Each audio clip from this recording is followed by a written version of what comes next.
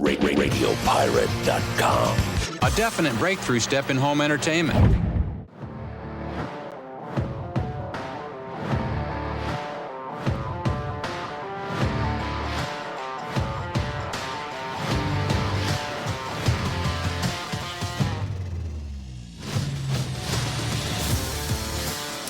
OK, mon nom est Jeff Fillion. Bienvenue sur Radio Pirate Live, la version gratis de Radio Pirate Prime.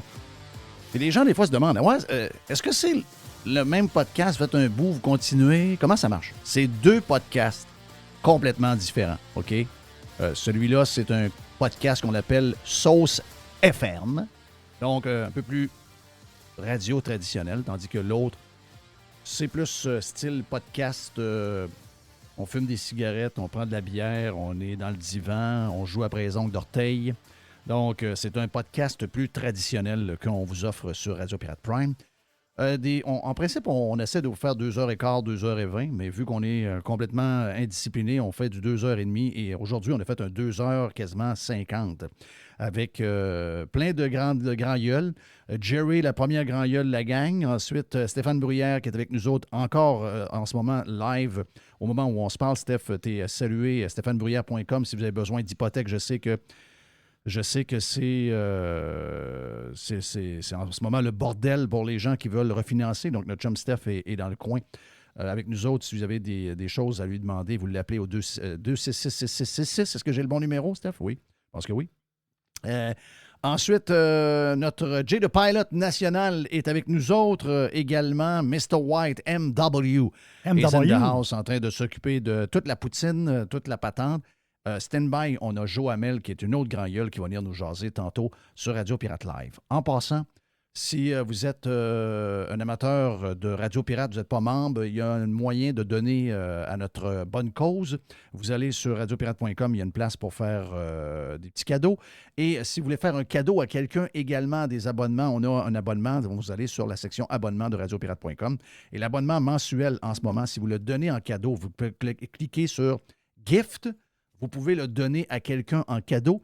Vous allez avoir quasiment, c'est 3 mois, mais ça revient à plus que quasiment 5 mois.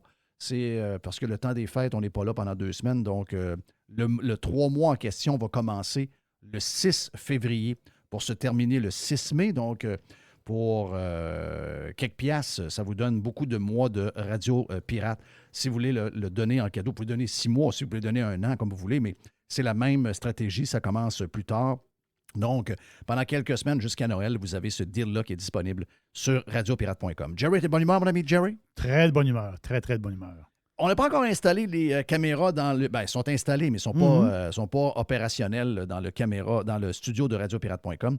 Mais vous me voyez, donc vous êtes salués parce que moi, de mon bord, ma caméra fonctionne.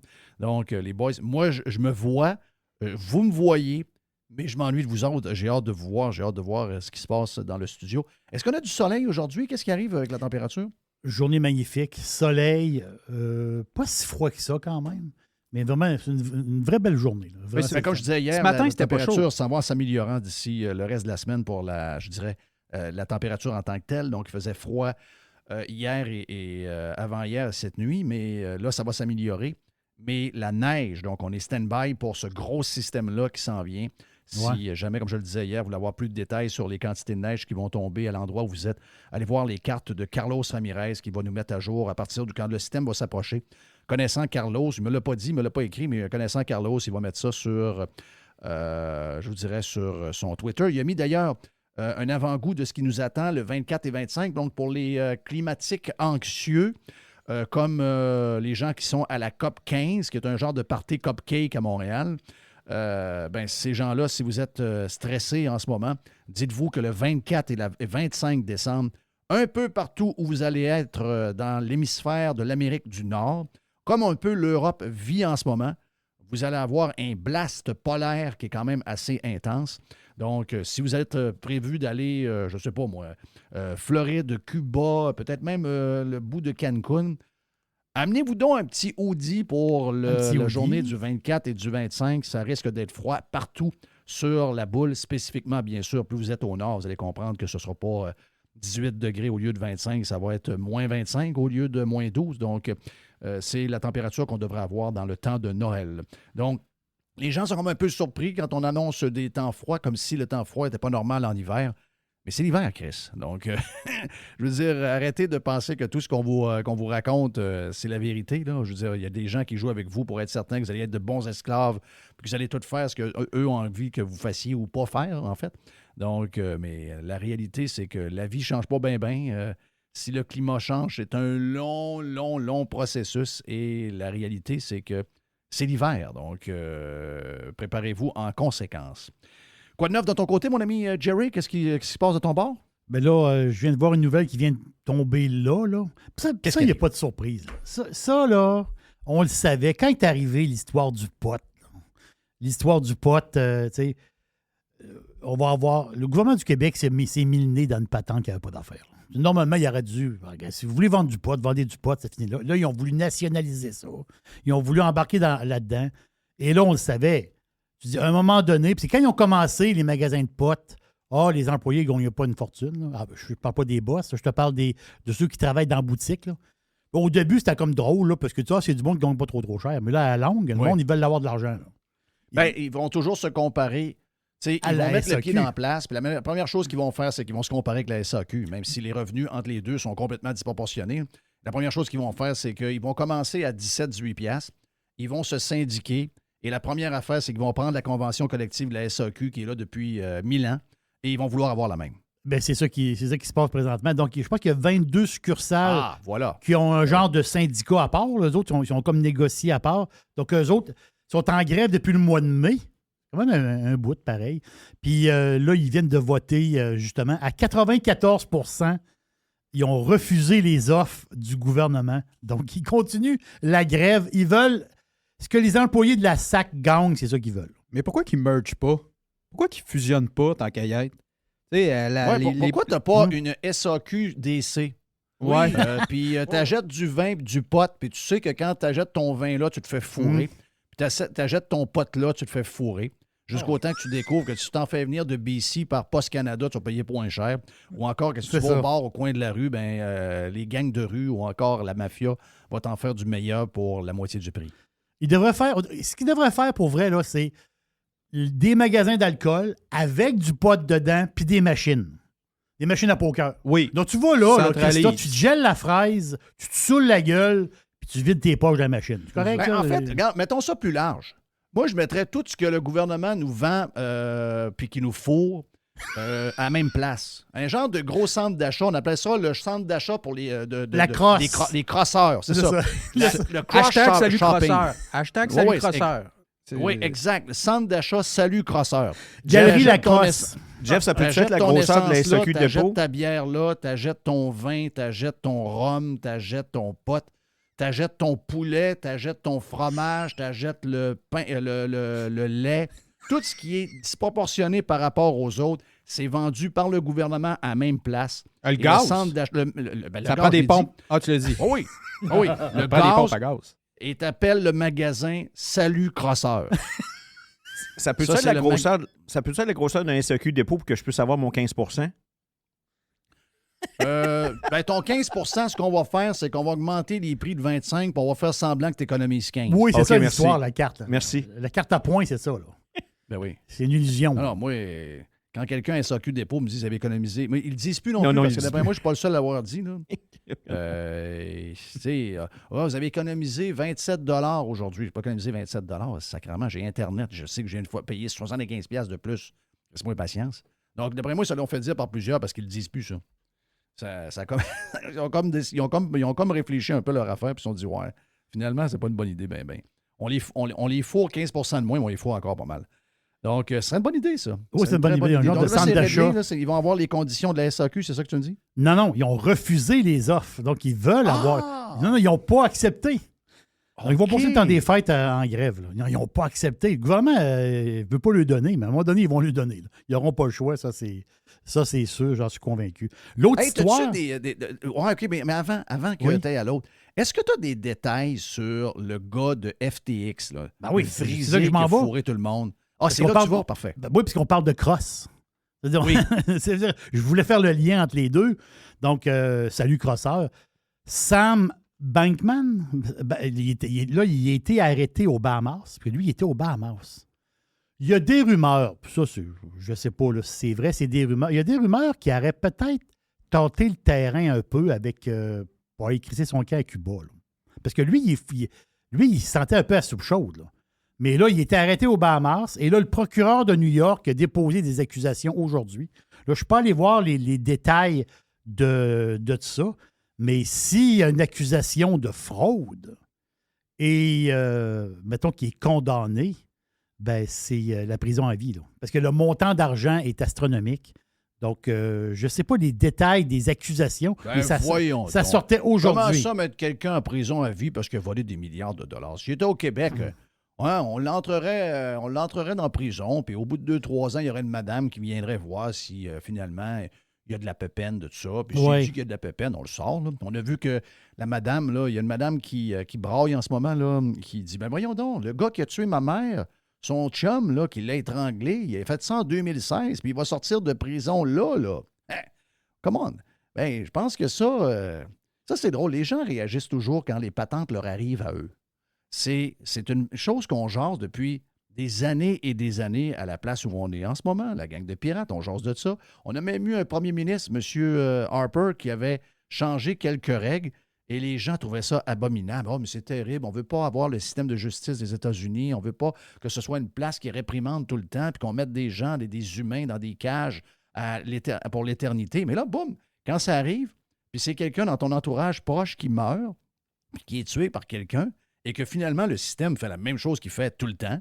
C'est-à-dire qu'il libère des tueurs pour que... tu sais, le gars, là, la première fois qu'on l'a eu, là, il est venu nous voir, il nous a dit qu'il l'avait étranglé parce que t'es folle. Mais là, on a refait une réunion avec lui 3 ans plus tard, puis finalement, il dit « Oh non, j'ai exagéré, là. Finalement, j'ai été violent, puis je l'ai tué, puis c'est vraiment ma responsabilité. » Donc, après avoir appris la phrase que son avocat lui a mis sur une feuille, il a dit exactement ce qu'il fallait.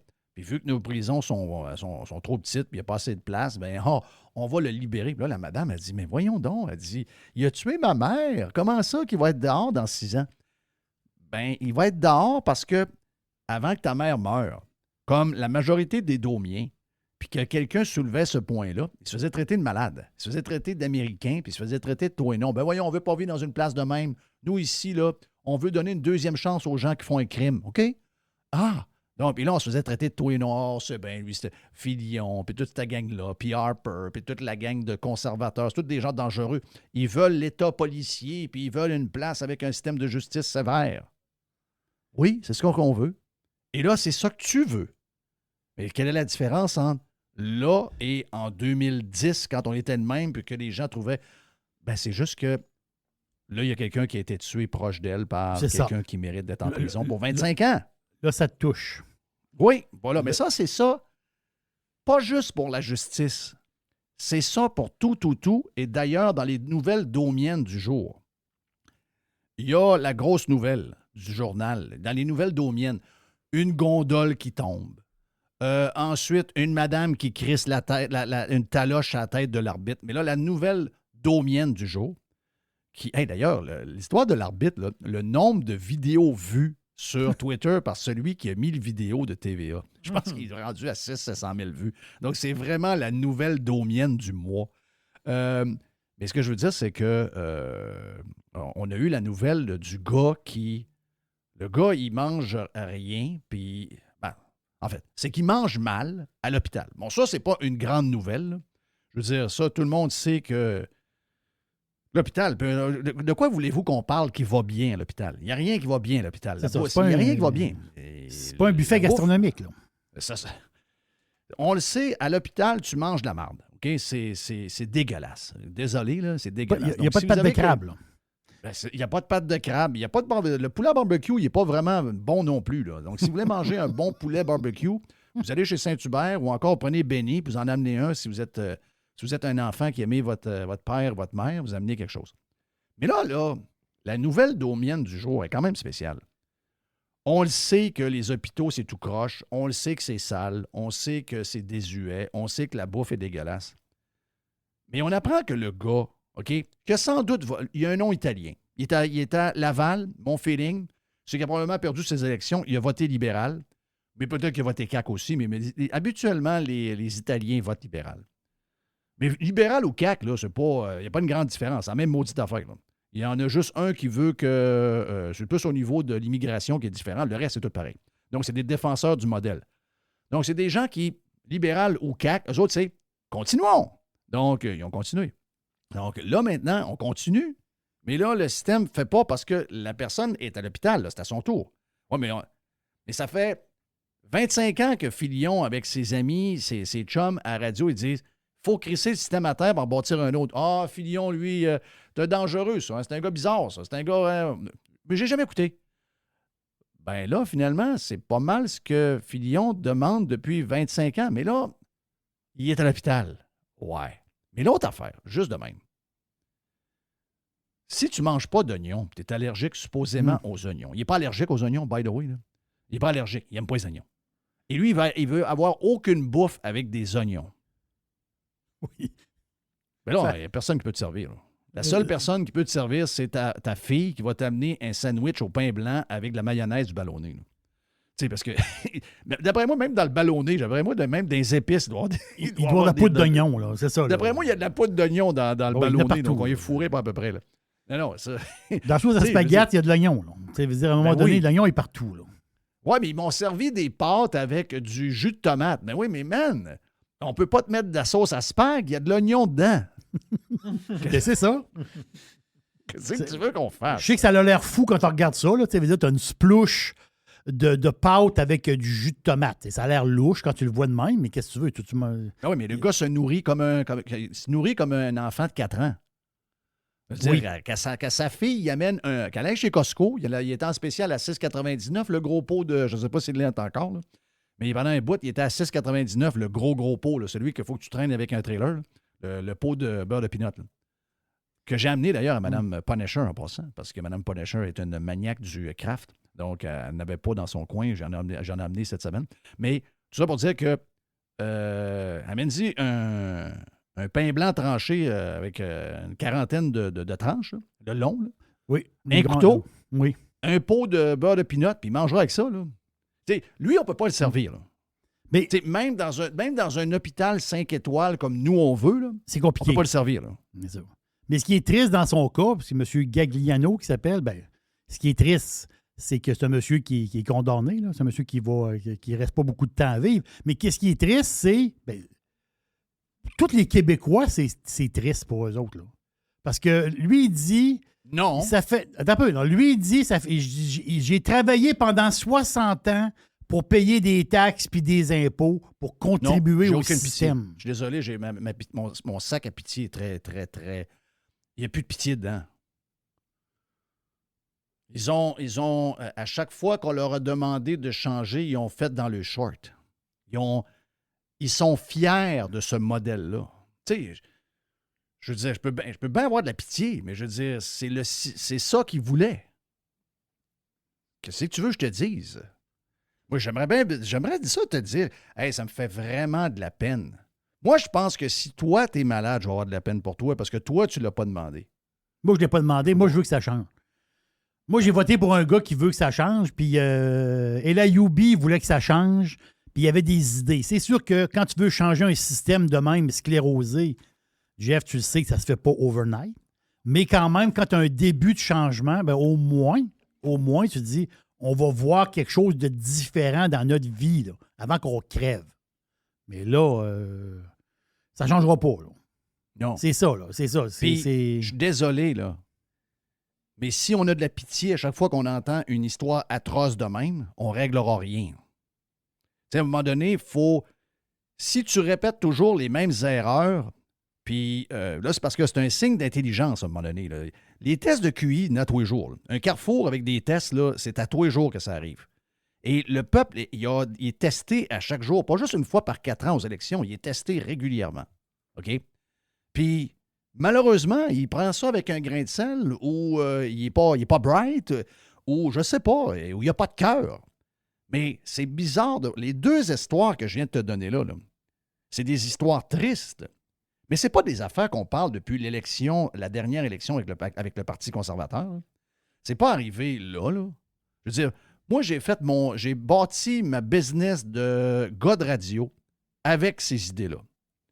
Et j'ai toujours pensé que j'étais là pour justement du monde comme M. Galliano. OK? Et ces gens-là, malheureusement, ils ont pas les pirates, pas les gens qui nous écoutaient, peu importe à l'antenne à laquelle on était, sur XM, sur Radio X quelque chose, ou encore on a même été sur Énergie, ou encore carrément juste sur Radio Pirate, ou sur YouTube, peu importe où. Il y a des gens qui partagent nos idées. Eux autres, ils savent très bien qu'on s'en va dans le mur, puis on est dans le mur. Mais on a été jugés, là. OK? De par nos idées. Nos idées, est-ce que nos idées étaient extrêmes? Mais non, nos idées, c'était pour que M. Galliano soit soigné convenablement dans un endroit décent. Nos idées, c'était qu'il n'arrive pas 7000 personnes qui meurent en 2 mois, abandonnées avec des pots d'eau vides dans un CHSLD, dans un genre de pandémie exagérée par les politiciens et les médias. OK? C'est ça qu'on a. Pourquoi on a eu ça? Ben, parce qu'on a décidé de ne pas se mettre les mains dans l'ouvrage. On a décidé de rester dans nos pantoufles et d'endurer un système qui est un système de losers. Et les gens qui remettaient en question ce système-là ont été durement étiquetés, je peux te le dire. Donc, moi, tu me dis aujourd'hui d'avoir de la pitié, j'en ai pas bien, parce que quand ils entendaient parler de mes affaires, ils disaient « Ah, Filion, lui, c'est un fou. » Je ne suis pas un fou. Je veux te défendre. Moi, je te défends contre l'establishment politique et je te défends contre l'establishment médiatique qui te ridiculise. Et là, maintenant, je te défends contre les anxieux climatiques qui veulent que tu aies une vie de misère. J'ai toujours défendu le monde pour que le monde arrête d'être des esclaves qu'on traite comme du bétail. Mais ces gens-là, par manque de curiosité, par manque d'effort, ont cru les médias qui nous ont étiquetés et sans jamais savoir qui nous sommes, ils nous ont crissés à poubelle parce que « Ah, eux autres, c'est la radio poubelle. » Ouais, mais l'as-tu déjà écouté, la radio poubelle? Non, mais elle est poubelle. OK. Mais peut-être que si tu l'écoutais, tu te serais rendu compte, non pas seulement pendant la COVID, depuis 1995 qu'on brasse la soupe pour changer cette place-là de bord pour que M. Galliano et la madame qui braille que le meurtrier de sa mère va sortir au bout de 6 ans, bien, si ces gens-là arrêtaient de se faire fourrer à longueur de journée par CAQ FM à Montréal et par la gang de TVA qui raconte toutes sortes d'histoires banales à longueur de journée, mais qui sont des grands protecteurs du statu quo, bien, peut-être que ces gens-là auraient provoqué le changement, qui auraient gardé le monsieur en prison au moins 25 ans, et que le monsieur serait dans une... Oui, le monsieur, il est condamné. C'est drôle, hein? J'ai lu son histoire de maladie là, qu'il a, là. Puis j'ai comme le feeling, je dis ça de même, mais j'ai le feeling que dans un système ailleurs où on a des produits puis qu'on n'a pas de limite de budget parce que tu as des bonnes assurances, pas certain, moi, que ce gars-là est condamné partout. Là. Je dis ça comme ça, là. Je trouve, en tout cas, ce qui est expliqué, ça arrive un peu vite, l'histoire. Ben, finalement, il y a eu telle affaire, puis au moment donné, ils ont décidé qu'ils ne faisaient plus rien. Ça, au Québec, on entend beaucoup d'histoires de même. Hein? C'est une histoire de coûts, c'est une histoire de médicaments qu'on n'a pas, c'est une histoire d'expertise qu'on n'a pas, on en entend plusieurs. Mais peu importe s'il est condamné ou pas, ça ne change rien. Moi, j'aimerais ça qu'il soit dans un hôpital décent, j'aimerais ça qu'il se nourrisse mieux. C'est sûr que là, dans son cas, le gars ne mange pas d'oignons, c'est tough. Mais j'aimerais ça de voir qu'on est capable de l'accommoder, puis j'aimerais ça que tout le monde soit de bonne humeur. Mais c'est ça qu'on veut depuis qu'on est en vie, Joël Vert. Mais on se fait attaquer depuis des années comme de quoi que c'est comme nous autres les méchants, alors que c'est nous qui défendons le monde. Bien, le monde ont choisi la mauvaise gang. Ils ont choisi de coucher avec la politique. Ils ont décidé de coucher avec les médias. Et aujourd'hui, ils ramassent le résultat de ça, qui est une catastrophe à peu importe ce qu'on touche. Puis tu le vois, là, comment... le monde... C'est comme un genre de déni d'une manière. Même le cabinet du ministre de la Santé, ils ont dit, non, les photos, là, ça ne représente pas la qualité des repas qu'on donne. Ça veut dire, autrement dit, là, ces photos-là, c'est pas... Il y a un déni du gouvernement. Ils veulent rien savoir de nous autres. Allez-vous comprendre quelque chose à un moment donné? Tu es avec moi depuis quasiment 15 ans, ou plus que 10 ans facile. Tu es à la même place que moi. Les intervenants sont à la même place que moi. Mr. White est là. Les boys qui sont là sont à la même place. Stéphane Bruyère est à la même place. Jay the Pilot est à la même place. Joe Hamel qui s'en vient est à la même place. Tout le monde. Yann Sénéchal est à la même place. Mais nous autres, on est vus comme les coucous de la gang. Éric Duhem, c'est le coucou en chef, puis nous autres, on est tous des coucous. Ben, Chris, pour des coucous, je veux dire, moi, je veux défendre ce gars-là, puis je veux dire au gouvernement, non, les photos que tu vois, c'est tes photos de ton stock que tu offres au monde. Tu traites le monde comme de la merde. Puis le ministère dit les non. gens ont baissé les pieds de ce monde-là. C'est quoi tu veux de plus? Le ministère dit non, c'est pas ça du tout, c'est pas ça du tout. Le gouvernement veut rien savoir de toi. Allez-vous vous en rendre compte à un moment donné? Oui, regarde. Quelle époque pareille. Joe Hamel et Stand-By. Excusez-moi, boy, c'était pas prévu. Souvent, c'est le même. Hein? C'était pas prévu, mais regarde, on a parti sur une chire. On s'en va vers Joe Hamel pour les prochaines minutes. On est de retour dans quelques instants, ici même, sur Radio Pirate Live.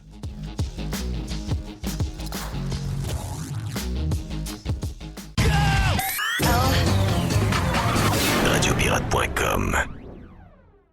Radio Pirate. Do you like it? Yeah! 100%. Pirate.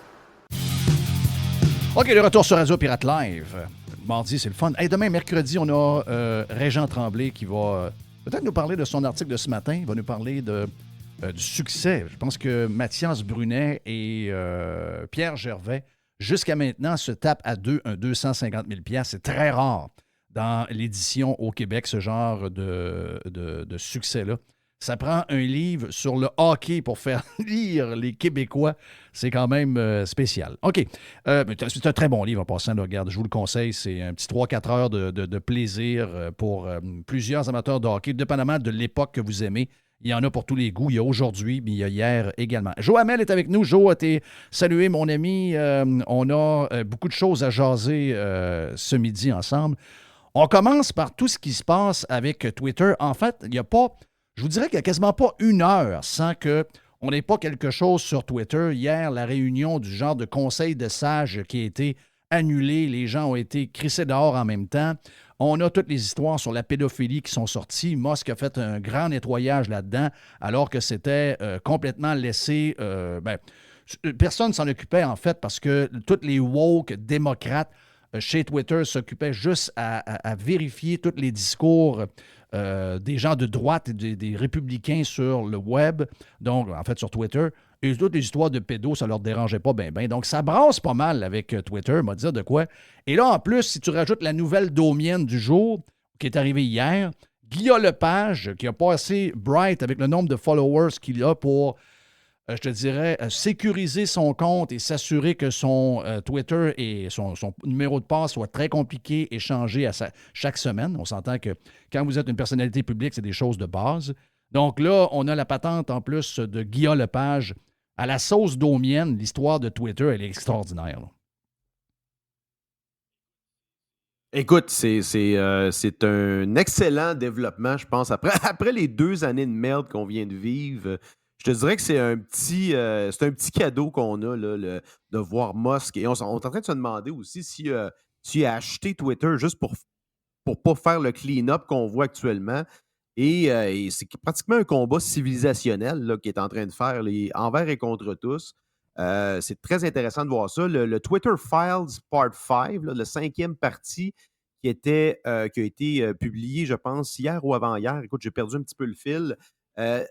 Fait à mentionner pour publier ces fils d'informations-là, il a fait appel à quelques personnalités quand même très influentes, anciennement des journalistes très prisés par la gauche, notamment Matt Taibbi, notamment, je pense Barry Weiss également, qui était, je pense qu'elle était New York Times, elle. Maintenant, elle a un Substack uniquement. Donc, c'est des gens, c'est vraiment des journalistes indépendants. Je pense que j'ai vu Michael Schellenberger aussi, que j'aime beaucoup là, sur les questions environnementales. Donc, il fait vraiment appel à des personnalités indépendantes comme ça du milieu journalistique indépendant pour lancer ces fils de nouvelles-là par rapport aux Twitter Files. Donc, celui-là, hier, qui a été lancé, c'est par rapport surtout au ban de Trump là, suite au 6 janvier. Là. Donc, ce qu'on se rend compte, c'est que finalement, Trump a été banni sous la pression des employés woke et non pas parce qu'il avait enfreint les règles d'utilisation de Twitter. Là. C'est clairement mentionné dans le fil que dans les discussions internes, le comité ou les gens qui cherchaient l'angle d'incitation à la violence dans les tweets n'avaient pas trouvé, si tu veux, le smoking gun. Là. Et c'est vraiment à la suite des pressions des employés woke qui ont finalement, et il y avait aussi, je te dis, une pression externe de l'apparatchik, des apparatchiks démocrates. Et ce qui est intéressant, c'est qu'à un moment donné, dans le fil, tu apprends qu'un employé d'origine chinoise qui travaille chez Twitter avait mentionné, puisqu'on a des extraits du Slack là, de la compagnie, qui disait qu'il s'opposait à bannir Trump sur le fond que la censure, c'est dangereux pour le discours public. À partir du moment que tu as la censure, c'est rendu que des employés d'origine chinoise défendent la liberté d'expression aux États-Unis, c'est quand même assez impressionnant. Mais à la base, je pense que ça va quand même dans la lignée de ce que je dis depuis plusieurs années. Le problème avec ces entreprises-là, c'est pas intrinsèquement Twitter qui est woke ou Twitter qui est con, qui est à gauche. C'est un noyau d'employés qui a gangréné à l'interne ces compagnies-là. Et ces compagnies-là sont un peu sous otage. On le voit, là, à un moment donné, Jack Dorsey, tu le lis dans les discussions, est comme un peu comme un chevreuil qui regarde des lumières de char. Tu sais, ça devient un cancer, ces affaires-là, et ça devient très, très difficile à gérer. Et la seule façon de les prendre, la seule façon de gagner, c'est exactement ce que Musk est en train de faire. Il faut les prendre heads-on. Il faut aussi les humilier, ce qu'il est en train de faire aussi avec les Covidiens. Tu as vu comment ils ont fait capoter avec l'histoire de Fauci et compagnie. Donc, honnêtement, c'est juste des belles surprises qui est en train de se passer avec Twitter. Et remarque, Jeff, le silence des médias sur cette affaire-là, qui est quand même pas banale.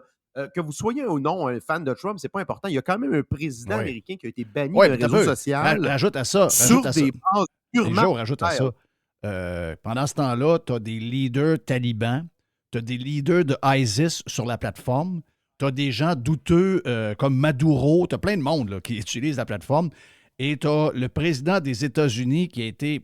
Et tu as raison, ça n'a rien à voir avec on l'aime ou on l'aime pas, c'est juste... Voyons, ça prenait quelque chose de très clair pour qu'il y arrive quelque chose de semblant, parce que c'est énorme, et là, on voit que c'est basé sur rien. Un peu comme, d'ailleurs... Toute l'histoire alentour de... Puis les deux histoires n'ont pas été jasées ben dans les médias, encore moins au Québec. Toute l'histoire de Hunter Biden et de l'article du New York Post qui, entre toi et moi, là, on arrive au 6 janvier. Bon, le système électoral, il est pas, on sait qu'il n'est pas clean. On sait que le mailing pour voter par mail, c'est un peu douteux. On sait qu'il y a des gens morts qui ont voté. On sait que c'est un système qui est loin d'être parfait. Ça, c'est un peu bizarre dans un pays comme les États-Unis d'Amérique. Mais...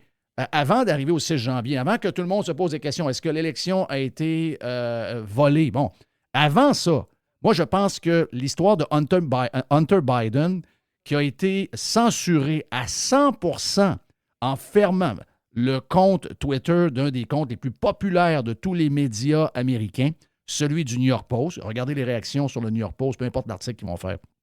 Sur une histoire abracadabrante qui n'a pas de bon sens, ou encore sur une histoire politique de tous les journaux. Regardez le compte Twitter, c'est un des plus en vie qu'il n'y a pas.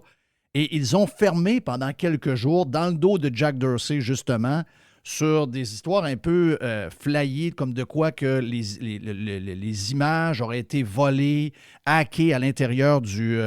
Une histoire ils ont fait une espèce de lien avec le piratage et du terrorisme et les Russes. Une histoire tirée par les cheveux. Et en passant, c'est le même angle qu'ils ont utilisé en utilisant un tweet de Trump qui dit il y a 75 millions de personnes qui ont voté pour moi.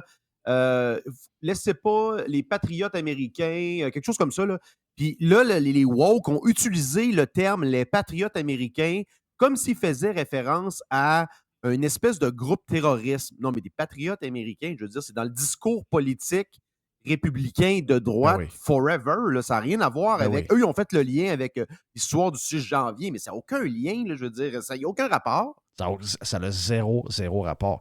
Et moi, je pense que cette censure-là a un impact. Oui, OK, le système de vote, il est fucké. Mais si cette histoire-là devient l'histoire de la campagne électorale pendant l'élection, il n'y a même pas de débat le 6 janvier. Le 6 janvier n'arrive pas. Trump gagne all the way. Biden rentre chez eux, la queue entre les deux jambes. Il est fait à l'os avec cette histoire-là qui a été censurée. Donc là, ça l'a... Tu sais, au-delà de bannir, ce qui est quand même incroyable, de bannir un président qui vient de sortir et qui n'était même pas encore... Il était encore au moment où ils l'ont banni. L'autre n'était pas assermenté. En poste, c'est ça, il était toujours en poste, donc c'est quand même quelque chose. Mais si, là, on a joué carrément dans le résultat d'une élection en censurant. Je sais qu'ils ont eu de la pression du FBI, ce qui est encore plus écœurant, mais toute l'histoire alentour de ça, de voir le peu de couverture de nos médias, nous autres, et même en général des médias mainstream américains, sur tout ce qui se passe chez Twitter, c'est freakant, carrément freakant. Ben écoute, c'est pas juste, tu parles de le compte Twitter du New York Post qui a été censuré, qui avait été suspendu. Il n'y a pas juste ça. Rappelle-toi, le lien en question vers l'article était barré dans les discussions privées. C'est-à-dire, moi, je ne pouvais pas l'envoyer sur Twitter à un autre usager en privé. Le lien lui-même avait été censuré sur Twitter. Ça, c'est vraiment un truc qu'on voit là, en Chine et compagnie.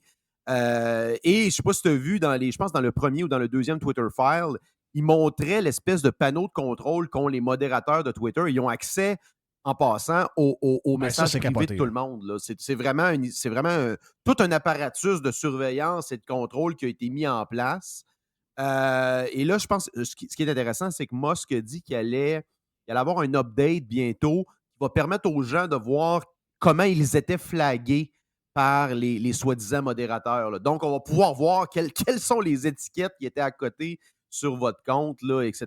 Donc, ça va être assez intéressant. J'ai hâte de voir peut-être pas au Québec, là, peut-être qu'on ne fait pas partie de l'équation mais je pense qu'aux États-Unis, on va faire un saut sur le nombre de personnes qui étaient sur le watch.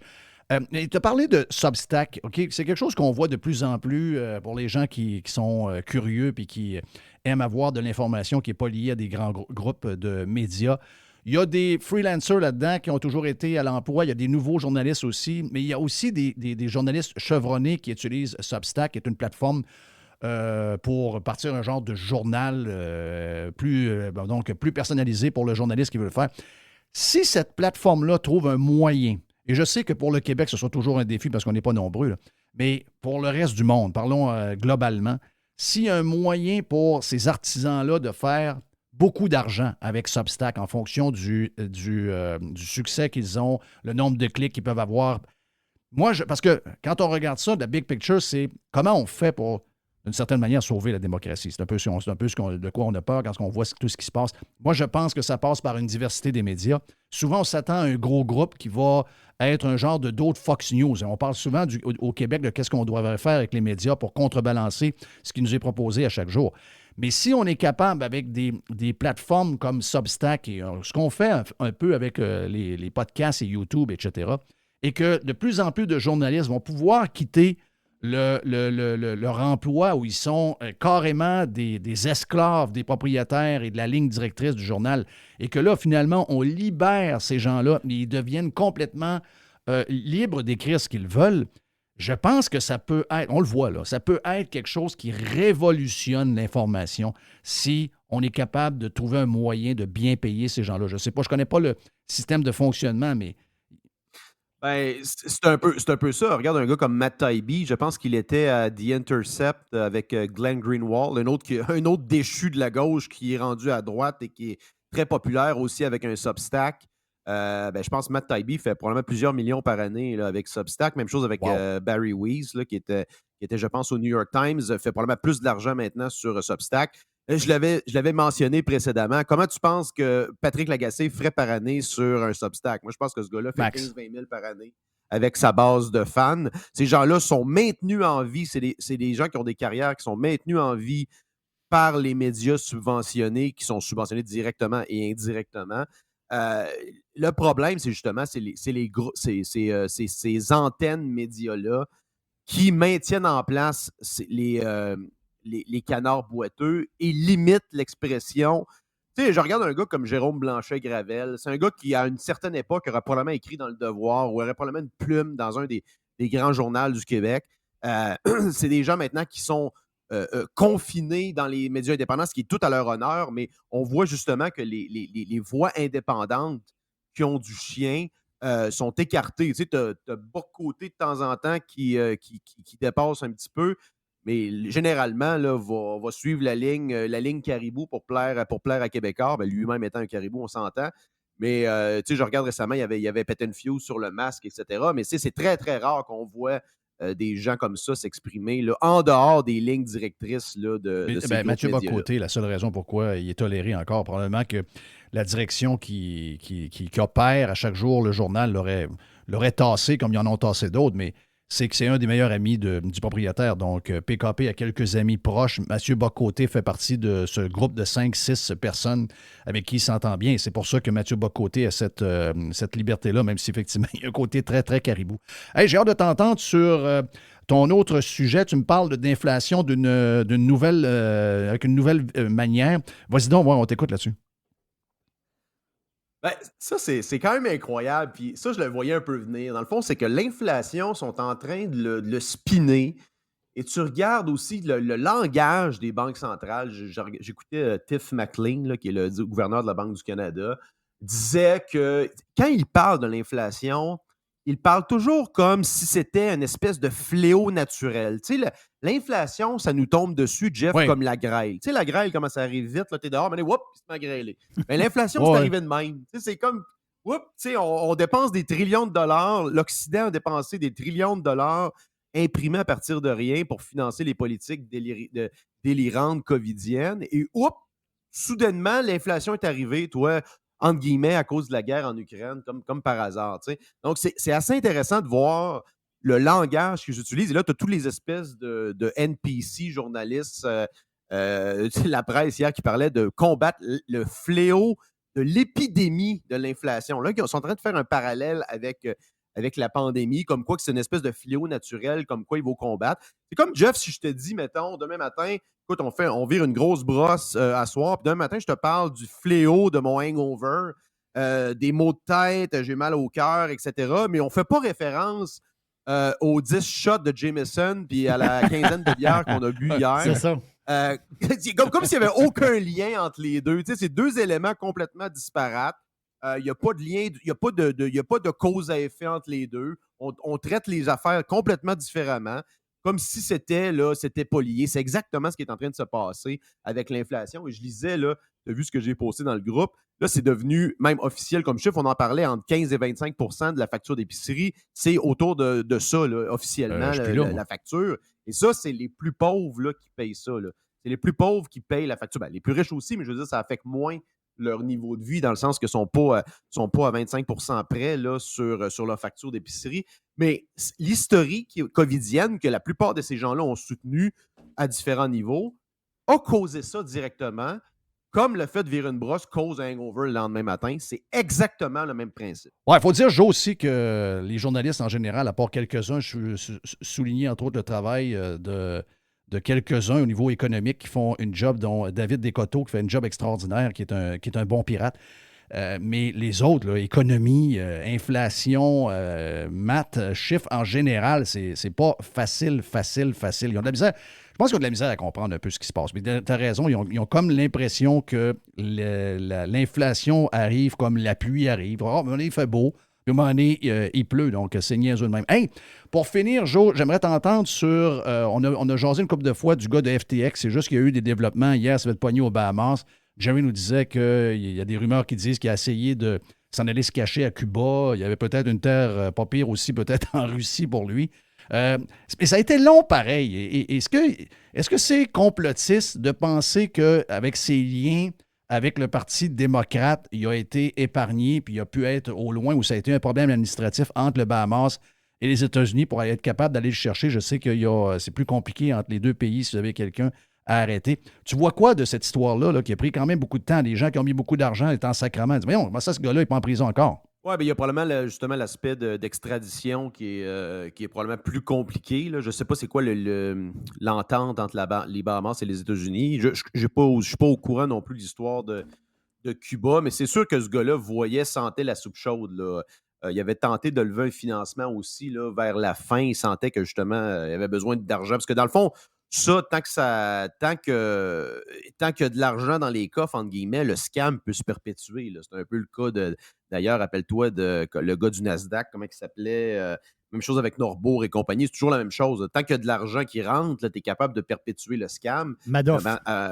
Madoff, exact. Madoff, en grande partie là, causé par la crise de 2008, à partir du moment que le monde demandait leur argent, demandait à sortir leur argent, c'est là qu'on s'est rendu compte que, un petit peu, là, il n'y a peut-être pas de solidité derrière ça. Donc, écoute, une chute, ben, quand même, ça a pris du temps à être arrêté. J'ai hâte de voir ça va être quoi la suite, c'est quoi les accusations. Tantôt, je voyais wire fraud, là, quelque chose comme ça. Donc, il y a certaines lois qui ont été enfreintes.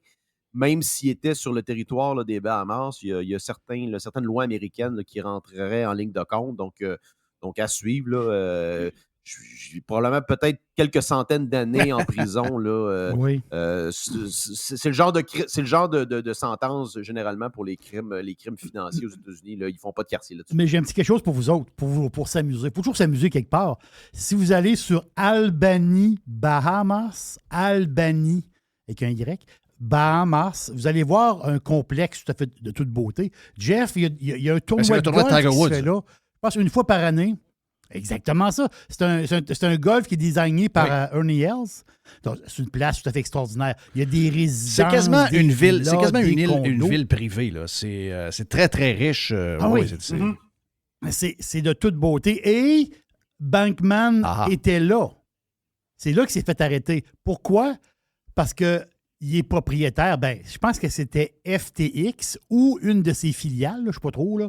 Il était propriétaire de 35 résidences à Albany. Oui, parce que lui, il avait tout mis Bahamas. son cash dans l'immobilier. Ouais, je pense que lui avait eu un prêt de la compagnie et avec ça, il avait acheté, un peu comme le gars de WeWork là, la compagnie lui avançait des fonds et etc. Là. Et là, on apprend aujourd'hui que le gouvernement ils vont mettre ça en liquidation. Je sais pas, ça a été saisi.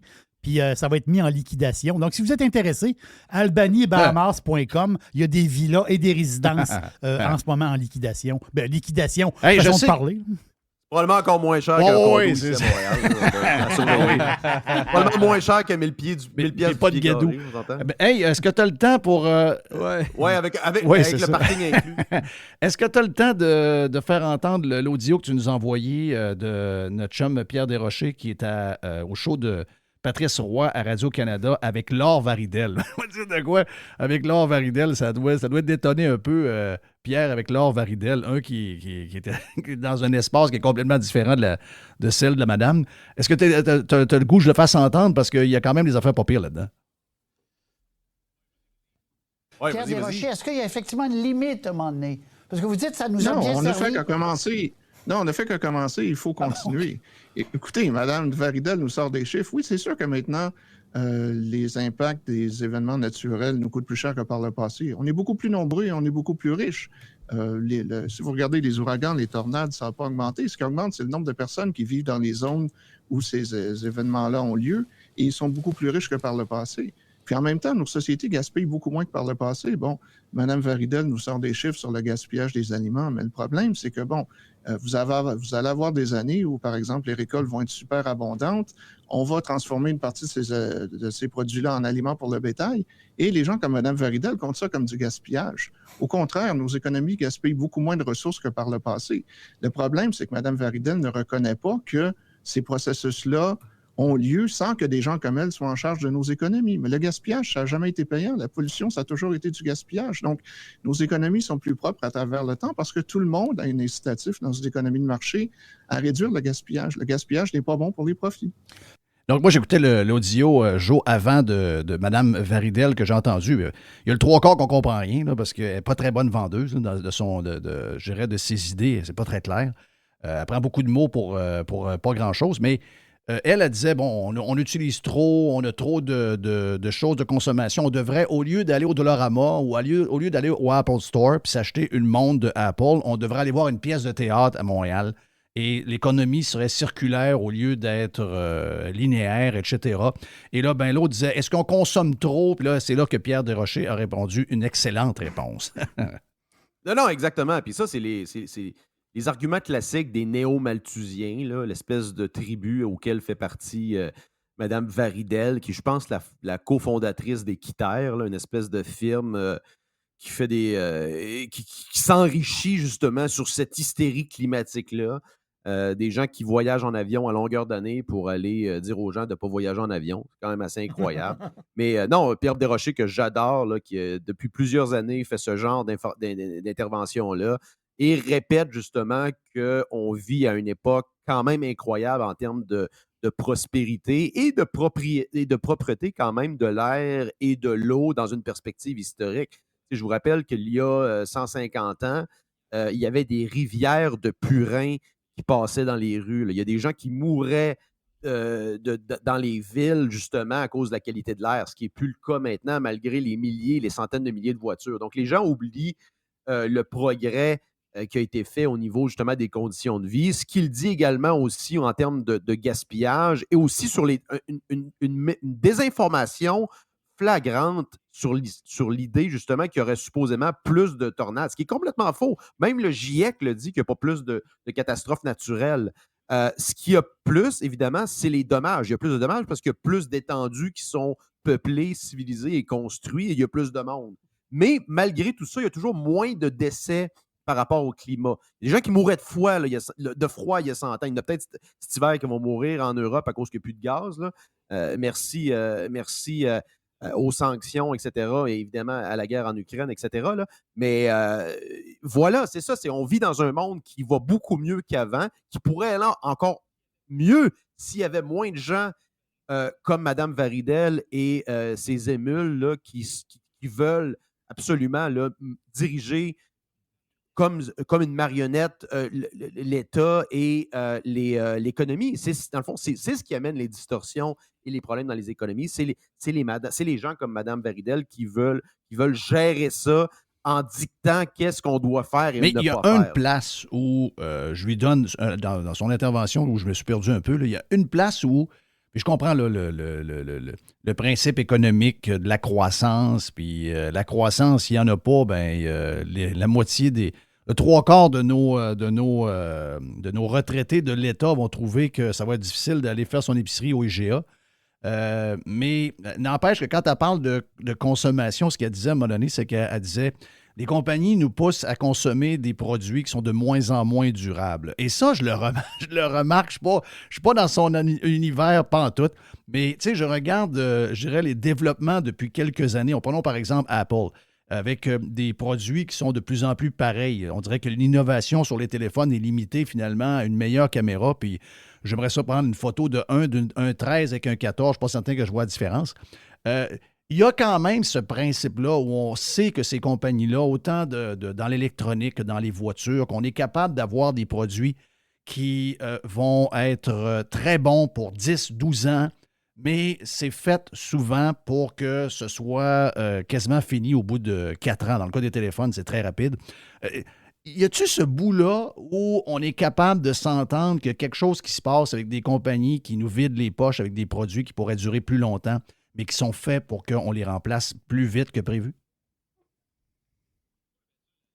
Oui, bien ça, la solution à ça, c'est la compétition. Tu sais, c'est d'autres compagnies peuvent offrir quelque chose de plus durable ou à meilleur prix, meilleur rapport qualité-prix. Je pense que ce qu'on a vu aussi, c'est plus de marques de téléphone dans les dernières années aussi. Tu as des marques que tu n'avais pas avant.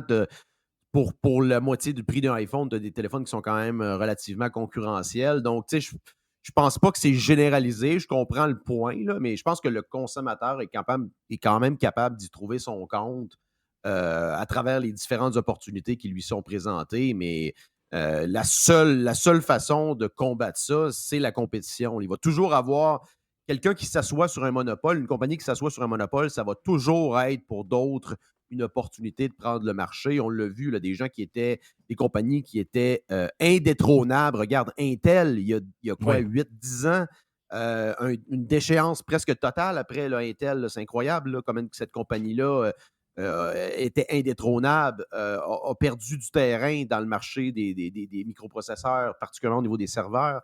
Il y a plein d'exemples comme ça là, où des compagnies qui étaient enchâssées dans un secteur qui ont perdu le monopole. Tu sais. Donc, la réponse, c'est la concurrence. Puis moi, j'ai confiance que le mécanisme de marché, c'est ce que fait allusion le Pierre Desrochers. C'est le mécanisme. Puis la prétention que des gens comme Mme Varidel ou M. Trudeau, etc., peuvent contrôler ces forces-là pour le bien-être des gens. Et c'est ça qui est difficile à accepter, ces gens-là. Plus vous allez intervenir, pire ça va être. Pire ça va être. Vous allez juste créer de la distorsion dans l'économie. Vous allez mal allouer du capital. Vous allez créer des bulles, comme on l'a vu ce matin, Lion Électrique, qui dilue encore ses actionnaires. Une compagnie qui a IPO à 20 US, qui est rendue à quoi? En bas de 3 US, je pense. On était à 2. Je vais répéter ce que j'ai dit après m'être fait fourrer dans une compagnie québécoise. Une compagnie recommandée en passant par les McSween et compagnie à peu près au top. Là. Fait que ces gens-là parlent toujours des pauvres investisseurs qui perdent de l'argent avec Bitcoin, mais ils ne parlent jamais de ces éléphants blancs-là là, qui vendent des autobus à pression avec un gun sur la tempe des compagnies de transport québécoises parce qu'ils n'ont pas d'autres opportunités. Là. Donc, c'est quand même incroyable. Donc, les distorsions de marché, ça crée ces éléphants blancs comme ça et ça ferme la porte à la concurrence. Et je vais répéter une chose que j'ai déjà dit après m'être fait fourrer dans un placement avec une compagnie en bourse qui, semble-t-il, voulait faire révolutionner le domaine du carbone, du CO2, etc., et que j'ai perdu une couple de 1000$, j'avais dit à Dan Lemieux, plus jamais tu mets une scène dans des crises de patentes québécoises. C'est ça assez clair? Donc, moi, je pense qu'on a assez d'expérience maintenant avec les dernières années, avec tous les scandales en bourse de toutes ces compagnies-là. Maintenant, on sait que c'est des compagnies pompées puis que finalement, ça va mal finir. Joamel, c'était le fun. On se repogne la semaine prochaine pour la dernière de la saison. Joamel est avec nous autres. Dans quelques instants, on parle avec Jerry et Jay the Pilot. Tout le monde est là avec nous autres, ici même sur Radio Pirate Live. On vient.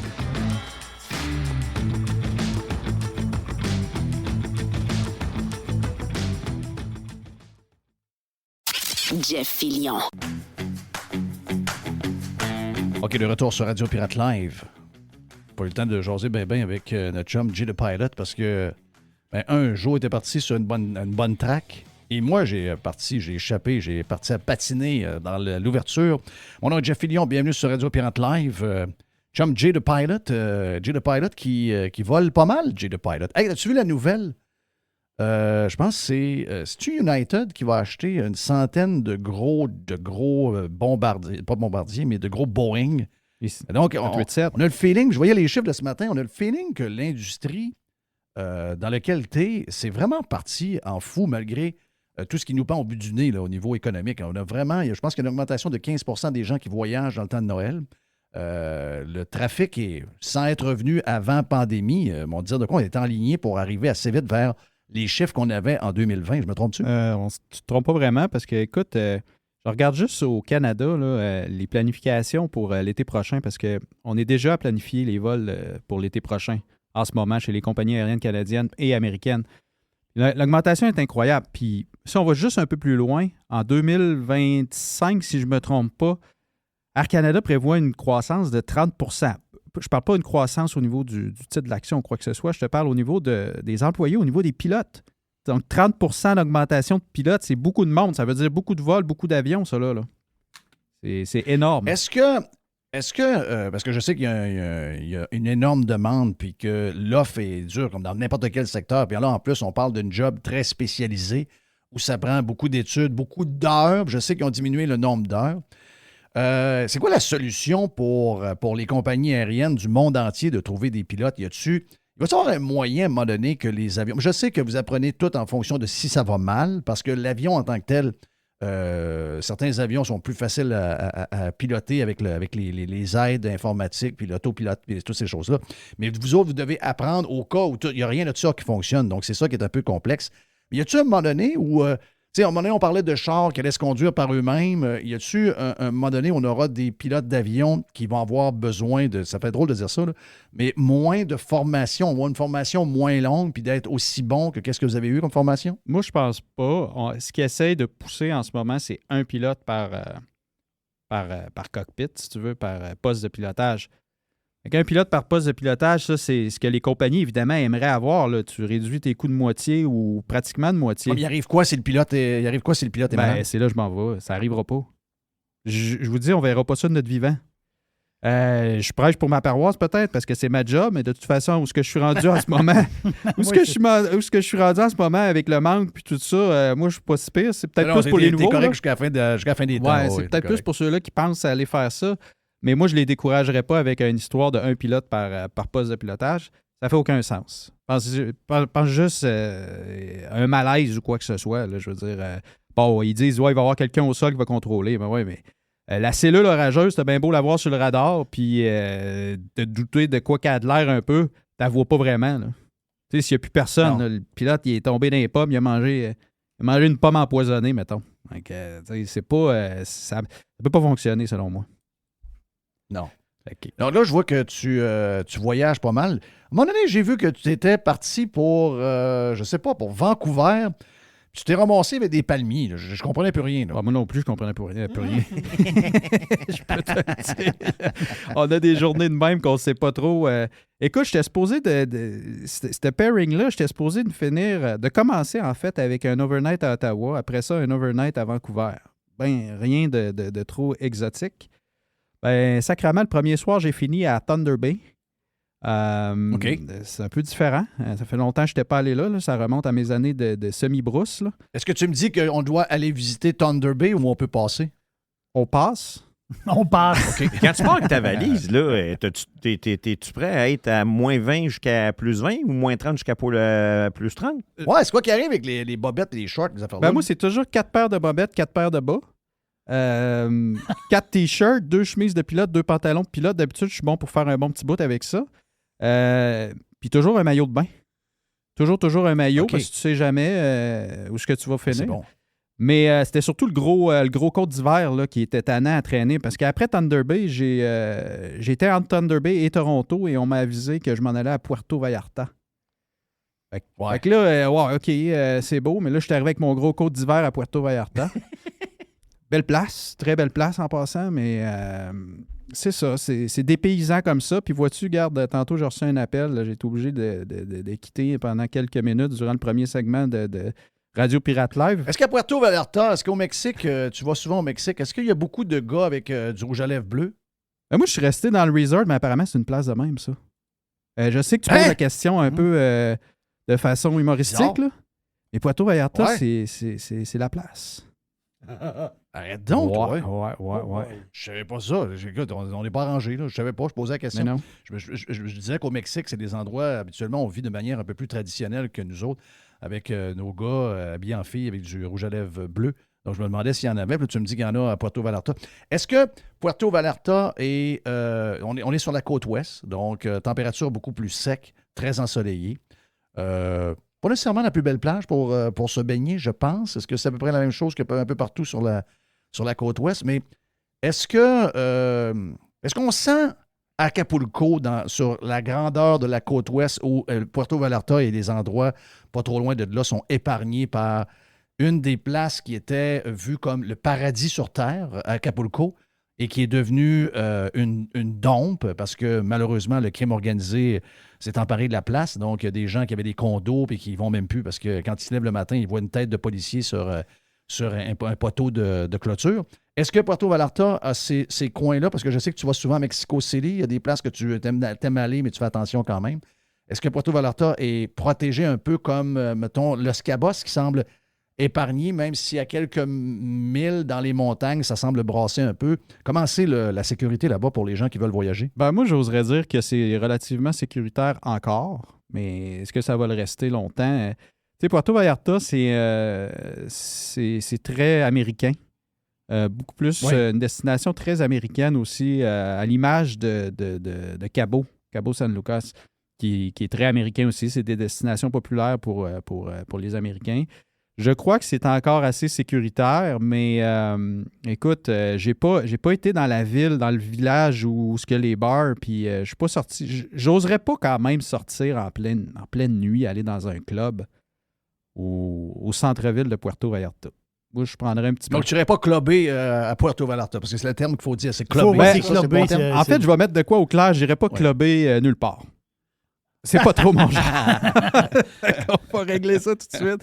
J'aime mieux, j'ai resté dans le resort, puis ça a été... Même dans le resort, ça n'avait pas l'air safe, là, d'après moi. Là. Ben,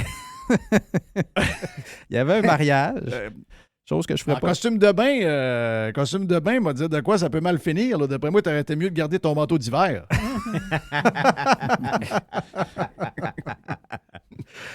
Ça a été ça. Ça a été, c'est ça. Il y a eu, ça a été des tu sais, c'est des belles places quand tu peux. Tu sais, c'est le fun quand ça change de même, mais en même temps, t'es pas préparé non plus tant que ça. Faut toujours être prêt à faire des moves de même puis se ramasser dans des places qu'on s'attend pas. Mais c'est ça la job. Là, tu viens d'être collé à partir là. C'est le même que ça marche. Ah, là, j'ai été callé overtime. J'ai dit, je vais en prendre, ça vaut la peine. Puis, je vais aller, je m'en vais l'autre bord. Je traverse à Londres. Fait que, Tu traverses la flaque d'eau. Oui. Amène ton manteau d'hiver. Ouais, c'est ça, je disais à Jerry tantôt. Oui. J'ai dit, Jerry, je pense qu'il fait froid pas mal à Londres, ces temps-ci. Non, il fait très froid. Écoute, c'est ça qui est drôle, parce qu'on en parlait tantôt. Tu sais, je lisais le texte de The Guardian. Là, c'est les Britanniques sont là. Mais comment ça se fait qu'il fait si froid? On a tellement fait à croire au monde que le climat changeait que les gens pensent que ça va changer comme on allume et on ferme une lumière. OK? S'il y a des changements, moi, je ne pense pas que les changements vont avoir les effets qui nous sont annoncés. Si les changements continuent de la manière que ça va aller, on va s'acclimater, on va probablement avoir moins de chances de mourir de froid, on va faire pousser plus d'affaires. Moi, je vois les changements climatiques comme étant une opportunité extraordinaire à tous les niveaux, mais les médias, les peurologues, eux autres font toujours ça pour faire peur au monde. Donc là, les Britanniques, c'est comme si c'était la première fois de leur vie qu'ils gelaient. Ils disent, mais comment ça qu'on gèle? Ben oui, mais c'est parce que comme tu as gelé il y a 5 ans, comme tu as gelé il y a 10 ans, tu ne gèles pas tout le temps. Mais je dis, je vais t'annoncer de quoi? Dans 50 ans, il y aura des journées où ce que tu vas te geler le cul de même. Ah ouais, mais les gens ont cru ce que les religieux verts essaient de leur rentrer dans la tête, aidés par les médias, et ça finit par rentrer, puis les gens sont comme estomaqués. Mais avez-vous remarqué le peu de couverture médiatique de la part de nos médias? Nos médias nous cassent les oreilles quand il fait 35 degrés à Paris. Ils nous cassent les oreilles quand il fait 31 degrés à Londres, parce que ça n'arrive jamais. Mais quand il fait un temps de cul où on gèle comme ça se peut pas, les médias font semblant qu'il n'arrive rien, comme si on n'était pas branché sur le web. Puis en passant, Hey, excuse-moi, en passant, oui. Jeff, quand je suis allé à Londres aussi au début de l'été, quand c'était la grosse vague de chaleur, la fin de semaine de la vague de chaleur. OK, t'étais là? Oui, j'étais là, fait que je vais dans les extrêmes. Puis il faisait 35 degrés à Londres ou 34-35, des grosses chaleurs. Le monde était content. Les Ben, parcs c'est ça, étaient l'histoire. bondés de monde. Ben oui. Ça se baignait, ça jouait au ballon, ça prenait une petite bière dans les parcs. Là, je regardais parce que j'ai vu des images hier de Londres au froid. Calvaire, le monde font du ski de fond dans les parcs, ça saute dans la neige, ça fait des bonhommes de neige. Arrêtez de penser que tout le monde est en train de crever dans leurs appartements, là. Ben oui, c'est ça. Mais c'est ça la patente, c'est que nos médias jouent toujours au genre de bonhomme 7 heures pour faire... Tu sais, c'est toujours la catastrophe. Non, c'est la catastrophe. Il fait fret, on s'habille. Quand il fera chaud, on se mettra en costume de bain, puis... So what? Qu'est-ce qui se passe dans vos têtes? Mais eux autres, ils ont peur de tout, gars. Il n'y a plus rien à faire avec eux autres. Hey, thank you. Mais bon, bonne ride, mon ami Jay the Pilot, qui s'en va l'autre bord de la flaque faire un tour. On embarquerait, moi, je me sens que j'aurais le goût d'aller faire un petit tour à Londres. Pourquoi pas, même s'il fait fret. On est équipés en hiver, nous autres, pour aller faire un petit tour. Ben oui. Prendre Ben une oui. bière dans un pub. Pas long, why not? on arrive, on passe un petit 24, une trentaine d'heures, puis on revient. Pas plus compliqué que ça. Ouais. Air Canada, Hey, Air Canada a annoncé il y a quelque temps que tu sais, l'Europe, comme c'est populaire, l'été, en fin de compte, beaucoup de Québécois vont en Europe. Il va y avoir un vol direct Montréal-Copenhague. Donc, il commence l'été prochain. Je pense qu'il va être très, très populaire parce que c'est un beau coin. Là. Si je ne me trompe pas, c'est des destinations qui reviennent, ça. Qui Ok, étaient là déjà auparavant. On étaient là commence à auparavant. revenir à du, Ouais, c'est ça, là. du pré-pandémie, puis même on amène des nouvelles places. Fait que ça commence à être intéressant pour les voyageurs. Oui. Mais c'est pas très green quand même. Là. Je veux dire, toutes ces histoires-là que vous avez, toutes ces idées, c'est quand même un peu c'est pas green, ça. où on est. Là. Mais rendu à Copenhague, t'es green. Tu fais du vélo. Ah oui, tu vas voir un vélo. C'est ça, là, tu prends une petite bière sur les terrasses. Puis... Ouais, mais il faut que tu te rendes en avion pareil. Oui, mais tu l'oublies, ça. Tu sais, vas-y, rendu là-bas, c'est oublié. Là. C'est ça. Tu te fermes les yeux, tu fais un petit somme dans l'avion pour pas y penser. C'est ça. Mais bon trip, mon ami Jay de Pilot. Stéphane Bruyère.com, on a jasé passablement de maisons. Parce que là, il y a... C'est drôle, je le disais. Je pense que c'est avec Yann Sénéchal que je le disais hier. Là, les gens nous jasent. C'est drôle. Les gens nous jasent de budget. Moi, j'ai toujours fait rire de moi un peu. Ah, Jeff, lui, il check les publicités. Jeff, il va mourir avec son argent, comme si j'en avais une tonne. Non, Chris, je fais juste attention. Je veux dire, je fais... Tu sais, moi, j'aime pas les dettes. J'aime pas... oui, je veux être prêt si jamais ça arrête. Moi, j'ai pas de fonds de pension. Là. Je veux dire, demain matin, il va falloir que je m'organise par moi-même pas mal. Là. Donc... j'avais peut-être envie d'avoir un char cher, je n'ai pas eu. J'avais peut-être envie d'avoir un chalet, il n'y en a pas eu. Donc, on s'est gâté pour quelques affaires, puis on est très privilégiés, puis on ne se plaint pas. Mais je veux dire, il faut faire attention. Puis là, les gens qui riaient de moi, ou qui riaient de Dodu, ou qui riaient de toutes les cheap du monde, ben là, sont comme les autres qui riaient, sont comme, ils se grattent le fond de la tête, là, ils sont là, ouais, qu'est-ce qu'on va faire, là? Là, ils sont sur le budget de la maison. Ils reconsidèrent de changer de char s'ils peuvent. Là, ils pensaient que le char qu'elle a acheté allait garder sa valeur. Finalement, les chars usagés, ça l'a planté comme... puis ça, Jerry, on pensait jamais que les chars usagés allaient planter de même. Et ça l'a planté d'une manière spectaculaire. Donc, avant, là, les gens payaient quasiment le même prix qu'un char neuf pour un char usagé. Il y avait de la surenchère. C'était épouvantable, la surenchère sur un char usagé. Ben oui. Tu veux dire. C'est ça. Quand on y pense, c'est un char de 2 ans. Là. Si tu le payes là, comme si c'était un neuf, il y a quelque chose qui ne marche pas. Là. Puis, donc là, le monde réalise que le party est fini. Et c'est ce qu'on jasait avec Steph ce matin, puis avec Jerry, puis je pense que Jay n'était pas arrivé à ce moment-là. Ben, je pense qu'il est arrivé, Jay. Mais ce que je disais, c'est que je comprends toute l'histoire du coût de l'argent et de l'hypothèque, puis on en parlait hier avec Yann Sénéchal, mais le stress qu'on sent chez le monde, c'est le coût qui, lui, semble pas jouer et le coût de l'argent. Donc, je sais pas, on ne sait pas comment ça va finir. Je sais qu'il y a des gens qui sont très positifs, puis il faut l'être dans la vie, il faut rester positif. Mais j'ai comme l'impression qu'on est embarqué dans une genre de sauce très mélangée. C'est une sauce à spag ou c'est une genre de où il y a beaucoup d'affaires, puis là, tu essaies de tout démêler ça, puis tu te dis, bon, OK, comment ça va finir? OK, on ne sait pas comment ça va finir parce que là, tout est cher, le prix ne bouge pas. Tu m'as sorti une liste de maisons ce matin, le prix ne semble pas bouger et les gens vont se faire offrir des hypothèques à 4, 5, 6 %. Donc, je ne sais pas comment ça va finir. Puis, je sais qu'on voit des affaires à Toronto, qu'on voit des affaires à Vancouver. Ça, regarde, les autres, ils sont dans la folie depuis des années. Mais nous autres, on n'était pas nécessairement dans la folie. Ça a pris de l'expansion, mais on n'était pas dans cette folie-là de Toronto et de Vancouver. Mais là, on sent que la correction, finalement, c'est les maisons vont rester chères. Oui. Le coût d'achat va augmenter à raison du financement qui est plus dispendieux. Finalement, c'est toujours le même qui perd. C'est ça, mon affaire. T'sais, moi, des fois, je me dis, dans une situation de appelons ça un rattrapage économique, une récession, appelez ça comme vous voulez, là. Il y a des points positifs où finalement tu te dis, ouais, OK, il y a des gens qui ont perdu leur job, il y a des entreprises qui ont fermé, mais en bout de ligne, ça a aidé tout le monde parce que ça a ramené des prix décents. Puis on peut s'offrir une maison. Ben Chris, on a l'impression en ce moment que tout le monde va s'arranger, mais le monde ordinaire va finir encore par payer la note, comme un peu c'est arrivé pour, entre autres, en 2008, quand les banques avaient ambitionné, puis que les banques ont été sauvées par de l'argent des contribuables, que les banques avaient fait. Bien, les banques, ils ont fourré en donnant de l'argent à tout le monde, ce qui a fait exploser la valeur des maisons. Donc, tu t'es fait fourrer une fois, ta maison a coûté 450 000, elle vaut 250 000. Finalement, tu n'es même pas capable de la garder. Les banques se font sauver par le gouvernement et le gouvernement prend l'argent des gens qui ont perdu leur maison pour sauver les banques. Et la SCHL au Canada. Oui, ça même affaire. Donc, mon bilan de ça, c'est que j'ai l'impression que C'est tout. On perd toujours. On est jamais dans l'équipe des gagnants. J'aime pas ça, moi, être un loser. Regarde, c'est quoi tu veux que je te réponde?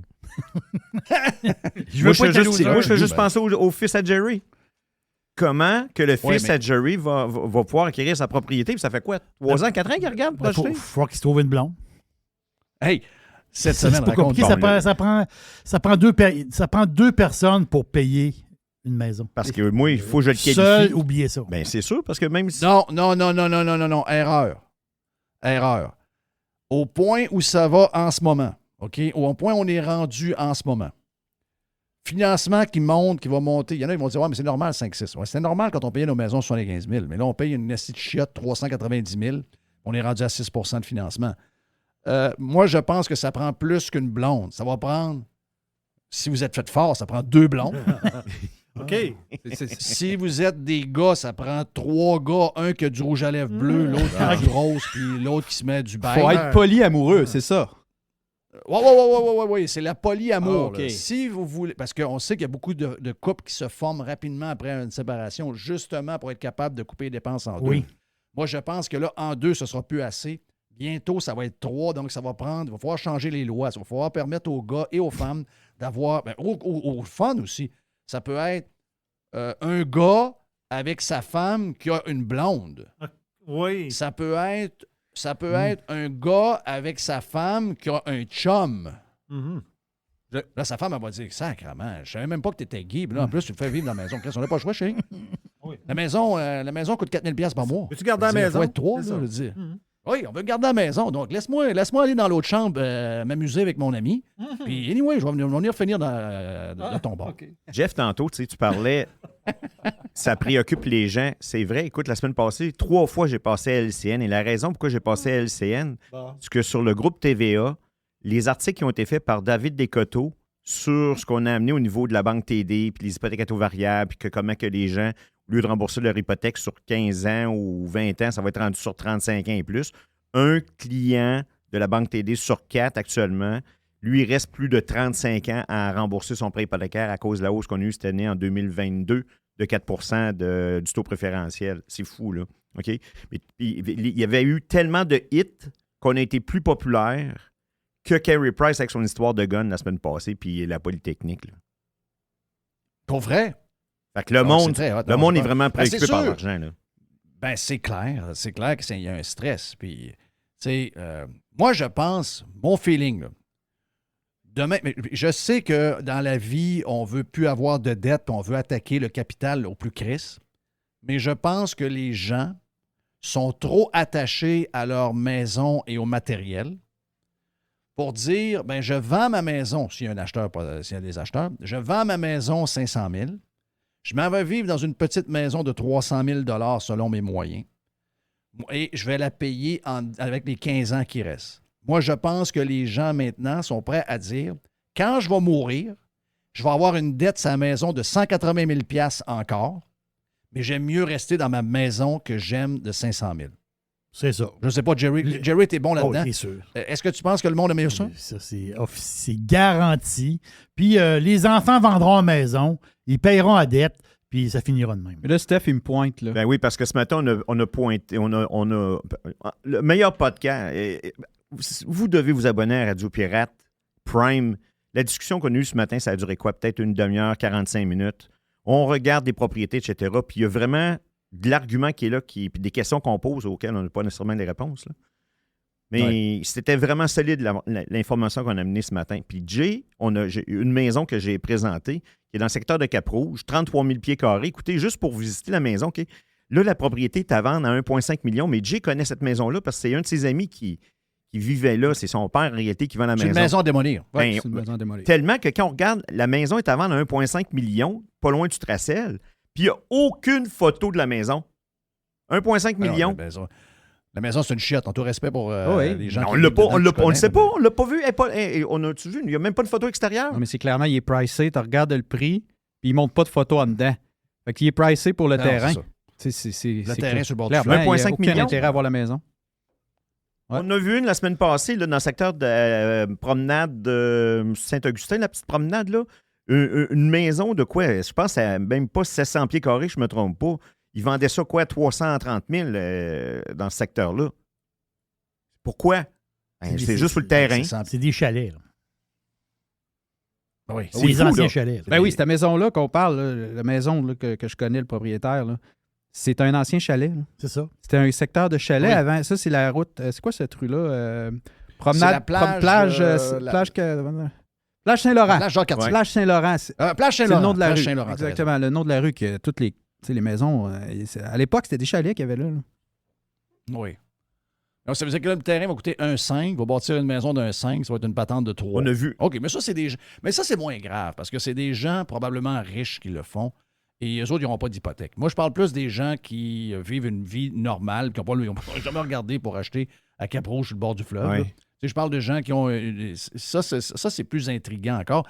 Écoute, et une des choses, moi, j'en reviens pas, là, tu sais, veux dire, on est là à parler avec les péquistes. Les péquistes qui braillent en avant de la porte, ils ne veulent pas me laisser rentrer, ils ne veulent pas me laisser rentrer. Puis là, l'autre qui se tourne de bord, ben là, le roi, on l'a pas, là, la petite madame était bien fine, là, mais là, le roi, là, on va enlever ça. Là, en l'espace de 12 minutes, maintenant, ils n'ont plus besoin d'assermenter ça avec la patente de sa Bible ou avec le roi, ça a été réglé en 12 minutes. C'est plein de sujets caves de même. Et pendant ce temps-là, le monde se bat avec des vraies histoires. Puis une des patentes que moi, là, si je suis au pouvoir, une des crosses que j'enlève, si je suis au pouvoir, je ne suis pas au fédéral, je ne peux pas m'occuper du fédéral, mais si je suis à Québec, une des premières choses que je fais, au moins pour le premier acheteur, pour lui donner un break, le fils à Jerry. Le fils à Jerry a trouvé un jumelé neuf, intéressant, qui a dit, finalement, j'ai trouvé quelque chose qui a bien de l'allure. 400 000. Mais non, il n'était pas à 400 000. Non, il était en bas de ça. Il était à combien? Il était à 3,30, je pense. Lequel? Celui à Saint-Michel la semaine passée, ça? Secteur Saint-Michel? Il me semble que tu me dis... Non, c'est quelque chose de neuf qu'il a vu. Il me semble que tu me dis 325. Bon, c'est ça. Mais ce que ton gars savait pas, OK? Ce que ton gars savait pas, c'est que... Puis tu lui as dit... C'est ça, il n'a pas pensé. C'est vu que c'est neuf, il y a une taxe qui s'applique au complet. Puis à 325, tu n'as pas de déduction ben. Donc, est-ce qu'on peut au moins donner un break à ce premier acheteur-là, puis dire, oui, c'est quand même un bien essentiel, une maison, sacrément, c'est pas un investissement. Tu sais, j'en achète 14 des maisons, donc je comprends que tu as des taxes à payer si tu en achètes 14. Mais ta première maison, c'est ton investissement de départ pour avoir un toit. C'est essentiel à la vie d'avoir une maison. C'est 48 000 on peut de donner taxes. Un break? C'est 48 000 de taxes. Ils nous taxent sur du linge usagé. Oui, mais là, c'est une maison. Tu vas donner ton linge, puis le magasin le prend, puis ils vont le taxer par en arrière. On tombe là-dedans, c'est sûr. Tu as raison. Le linge pour les enfants, ça ne devrait pas être taxé. La bouffe au restaurant ne devrait pas être taxée. C'est de la bouffe, sacrément. Là, dire, c'est bon, on n'est pas en train de se gâter tant que ça, de manger une pizza chez Normandin. Écoute, on taxe même l'électricité. On taxe les électroménagers. Des électroménagers. Un frigidaire et un poêle, c'est assez essentiel, ça. Écoute, Tanguay nous les offre sans taxes, mais la vérité, c'est que Tanguay paye les taxes pour vous. Donc, il y a quelqu'un qui paye des taxes. Mais si vous allez à des endroits, il n'y a pas de taxes sur des choses qui sont des choses essentielles, parce que ça l'est, tu sais. Donc, la maison, en tout cas, du moins, moi, je le ferai pour tout le monde, mais au moins pour les premiers acheteurs, come on, man, enlève la taxe, donne-leur un break, donne la chance aux gars à Jerry d'acheter le jumelé à 325 000 $. Puis quand tu auras réglé le provincial, le fédéral va être mal dans ses shorts puis il va dire « Ouais, je vais faire le même break, je vais donner... » Parce qu'à un moment donné, il y avait ça. Tu pouvais récupérer ta taxe. Ça allait jusqu'à un montant de 225, 250. Je sais que le fédéral est un peu plus élevé. Mais ça n'a pas suivi le coût des maisons. Non. Donc, tu n'es pas capable d'acheter des maisons avec les règles qu'il y a en ce moment pour, entre autres, le premier acheteur. Moi, je te nettoyerais tout ça. Regarde, c'est fini. Maison, tant que c'est ta première maison, tant que c'est ta maison principale, je le mettrais across the board pour tout le monde. Et commençons par les premiers acheteurs parce que, sérieux, on parle du gars du gars à Jerry, mais ça va être tes enfants tantôt, Steph. Là. Tes enfants vieillissent, ça va être les miens. Tu sais, moi, 21 bientôt pour la plus grande, 19 bientôt pour l'autre. C'est tantôt qu'ils vont avoir besoin d'une maison. Oui. Mais comment ils vont faire si, en plus, on leur demande 75 000, 100 000 $ de taxes juste pour avoir une maison neuve? C'est complètement crazy. L'âge du premier acheteur, c'est quoi? L'âge moyen? L'âge du premier acheteur, je dirais 30. écoute, moi, j'ai acheté ma première maison à 20 ans, mais je pense qu'aujourd'hui, ça doit être aux alentours de 29 ans, à peu près 29-30 ans. 32. Et... Ben, pour les raisons qu'on connaît. C'est ça. Puis imagine-toi, dans des marchés comme Toronto et Vancouver, tu as besoin de donner un minimum de cash down sur des propriétés qui se vendent à coups de millions. Tu fais quoi? Écoute, 69 des gens qui achètent à la préapprobation maximale de leur prêt hypothécaire. Je me fais préapprouver avant de commencer à magasiner, là, mais ils achètent à 69 au maximum. 22 des Canadiens ont été capables d'être propriétaires à cause qu'on a eu un don d'un parent. J'ai eu un 20 000 d'un parent, j'ai eu un 30 000 d'un parent. Oui. Fait que l'abordabilité, il n'y a pas là, de l'abordabilité. C'est de pire en pire. Là, ils ont probablement qu'on va avoir des programmes ici, de programmes là, de programmes. Ah oui, c'est des programmes. On va être forcer les programmes, puis finalement, on va s'entrecuter nous autres mêmes. C'est ça qui va arriver. Thank you, man. Stéphane Bruyère à stéphanebruyère.com. Vous avez besoin de ces services. Je sais que plusieurs ont sont dans un timing de renouvellement. Puis là, ils se disent, ouais, mais là, moi, j'avais pris un taux fixe, mais là, il finit là. Qu'est-ce qui va arriver avec mon budget, etc. Donc, Steph Bruyère peut vous donner des conseils à stéphanebruyère.com. Beaucoup de téléphones se font actuellement par les institutions financières parce que les clients sont en retard sur leur hypothèque. Donc, les succursales veulent les rencontrer. Acceptez pas la première offre du créancier. Magasinez tout le temps vos affaires, s'il vous plaît. Soyez prudents. Thank you, man. Hey, thank you, Jay, également. Jay, bonne ride. Bon voyage. Dans ton oiseau, oui. Bon voyage. Pense à nous autres. Puis, amène des vêtements chauds pour aller du côté de Londres. On va aller brûler. Mon nom est Jeff Fillion. On va aller brûler du jet fuel pour réchauffer tout ça. Oui, pour Laure Varidel. Pour Laure Varidel. Un petit voyage pour Laure Varidel. Regarde, on dit ça, peut-être qu'elle va être dans l'avion. Oui, ça se peut, ça se peut, là. Oh, oui. Quand même un peu spécial. C'est du monde qui nous... Tu sais, moi, je le dis souvent, puis Joe le dit tantôt, là. C'est des gens qui vous font la leçon de ne pas prendre l'avion et qui sont venus en avion, vous le dire. C'est quand même assez fucké hein, quand on pense à ça. Donc, voilà pour ce bloc-là sur Radio Pirate Live. La boîte à Jerry va suivre dans quelques instants, ici même, sur Radio Pirate Live. The Revolution. RadioPirate.com. Fresh 100%.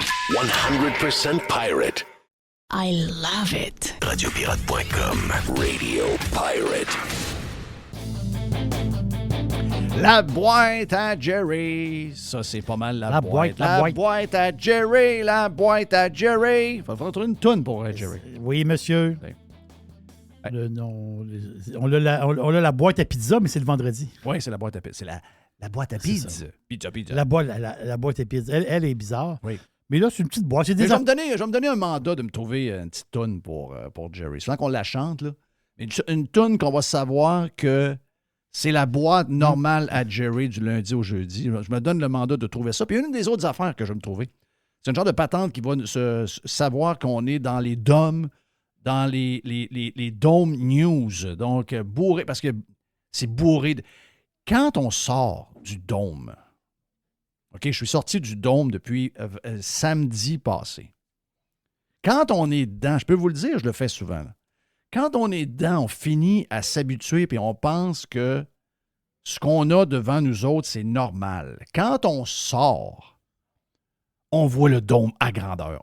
Ça fait mal. Je vous le dis, ça fait mal. Donc, là, bien placé pour vous donner les Dome News. Donc, ça aussi, je vais essayer de trouver un genre de petit thème sympathique pour nous faire sourire. Qu'est-ce qu'on a dans la boîte, Jerry, aujourd'hui? Tu parlais tantôt avec Jay quand tu as commencé à jaser avec lui. Le contrat, parce que là, c'est United qui passe un contrat à Boeing. Oui. By the way, on ne peut pas faire de recommandations d'achat, là, mais juste dire que le stock en bourse de Boeing, là, ça va bien. Là. Lui avait été malmené avec les histoires du 737 MAX. Oui. Entre autres. Exactement ça. Il a été malmené aussi avec l'histoire de COVID. Donc, le stock est descendu pas mal. Même à un moment donné, c'est pas des farces. T'sais, avant COVID, c'était un stock en bourse aux alentours de, mettons, entre 350 et 425. Le stock se maintenait un peu là-dedans. Le stock, avec la COVID, est tombé dans le coin de 125 $. Et même pendant quelques semaines, le stock est tombé en bas de 100 $. Donc, c'est incroyable. Présentement, il devrait quoi? 186. Mais si on voit le graphique, bien, ça s'améliore. C'est sûr que l'aviation en général, Jane a parlé, là, il y a un bouillonnement. 2023, regarde, le monde veut voyager. On veut aller se promener. Puis ceux qui ont les moyens, bien, ils le font. C'est pas compliqué. Donc, la nouvelle, parce qu'il y a une nouvelle Mais il y a une autre nouvelle en arrière. Elle, en arrière, est encore plus grosse que la première. Parce que la nouvelle, c'est que c'est United qui vont acheter, c'est quand même une commande de 100 787 Dreamliner et il y a une option pour 100 autres. Donc, c'est une grosse nouvelle pour Boeing. Mais l'autre nouvelle en arrière, ça, c'est capoté pareil. On n'a pas trop parlé ici parce que, qu'est-ce que tu veux? C'est-à-dire, ici, des fois, on ne parle pas de tout. Là. C'était la plus grosse commande de l'histoire de l'aviation. Hein? Dans l'histoire, oui, c'est la plus grosse commande d'avion de l'histoire. Dans l'histoire, il y a eu des grosses commandes. Emirates, la compagnie d'aviation qui ont commandé à l'époque 150 Boeing 777 et 50 Airbus A380. Tu sais, les gros 380. Oui. Donc, ensemble, cette commande-là, du Boeing et du Airbus, c'était la plus grosse commande. Ça, c'était en 2013, dans ce coin-là. Air Indonesia avait passé un genre de commande de fou aussi. Puis American Airlines, en 2014, il avait commandé, je pense, 200 737, puis je pense une quarantaine de 787. Mais là, la nouvelle commande, ça a sorti, je pense, vendredi passé, cette nouvelle-là. C'est en Inde. Y a-t-il du monde en Inde? Il y a beaucoup de monde. Air India. Bien, l'histoire de Air India, c'est pas compliqué. C'était une compagnie privée qui ont eu des problèmes. Et qui est embarqué dedans? Le gouvernement. Donc, Air India ont passé une commande, c'est capoté, là. Une commande de 500 avions, un mélange de Boeing et de Airbus, donc du 787, du 777, c'est des gros, là, et du Airbus A350. Donc, c'est la plus grosse commande de l'histoire qui s'est passée vendredi passé. Donc, c'est... moi, je pense qu'on ne peut pas faire de recommandations d'achat. Mais si on regarde la tendance, je pense qu'une compagnie comme Boeing, il y a du monde qui commence à mettre des billes dedans. Là. On le voit là, depuis à peu près un mois. On est sur un mouvement positif. Hey, l'autre histoire, une histoire d'argent. Ça, c'est... Je sais pas si... Je peux-tu t'arrêter une seconde? Je viens de voir une nouvelle de la presse. Oui, qu'est-ce qu'il y a? Ça, c'est une Dome News?